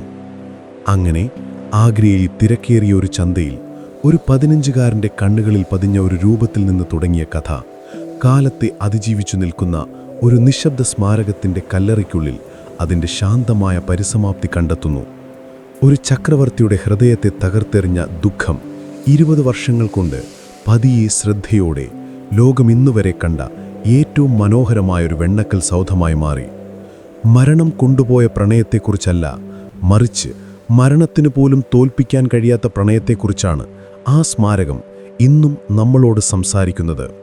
ഓരോ കാറ്റിലും യമുനയുടെ ഓരോ ഓളത്തിലും ആ പ്രണയകഥയുടെ മർമ്മരങ്ങൾ അലിഞ്ഞു ചേർന്നിരിക്കുന്നു. ഇനി നിങ്ങൾ എപ്പോഴെങ്കിലും ആഗ്രയിൽ പോകുമ്പോൾ താജ്മഹലിനെ ഒരു കെട്ടിടമായി മാത്രം കാണരുത്. അതൊരു വികാരമാണ്. ഒരു ചക്രവർത്തിയുടെ കണ്ണീരിൽ നിന്ന് പിറവിയെടുത്ത ഒരു സ്വപ്നമാണ്. നൂറ്റാണ്ടുകൾക്കിപ്പുറവും ഒരു പുരുഷന് ഒരു സ്ത്രീയോട് എത്രമാത്രം ആഴത്തിൽ പ്രണയിക്കാൻ കഴിയുമെന്നതിൻ്റെ നിശബ്ദമായ ഒരു ഓർമ്മപ്പെടുത്തലായി ആ വെണ്ണക്കൽ സൗധം അവിടെ ഉണ്ടാകും. നമ്മുടെയൊക്കെ ബഹളങ്ങളിൽ നിന്നും ഒരുപാട് ഉയരത്തിൽ ശാന്തമായി പ്രണയത്തിൻ്റെ നിത്യതയെക്കുറിച്ച് പാടിക്കൊണ്ട്. പ്രിയ സ്വപ്നസഞ്ചാരി, നിങ്ങൾക്ക് ഞാൻ നല്ലൊരു ശുഭരാത്രി നേരുന്നു.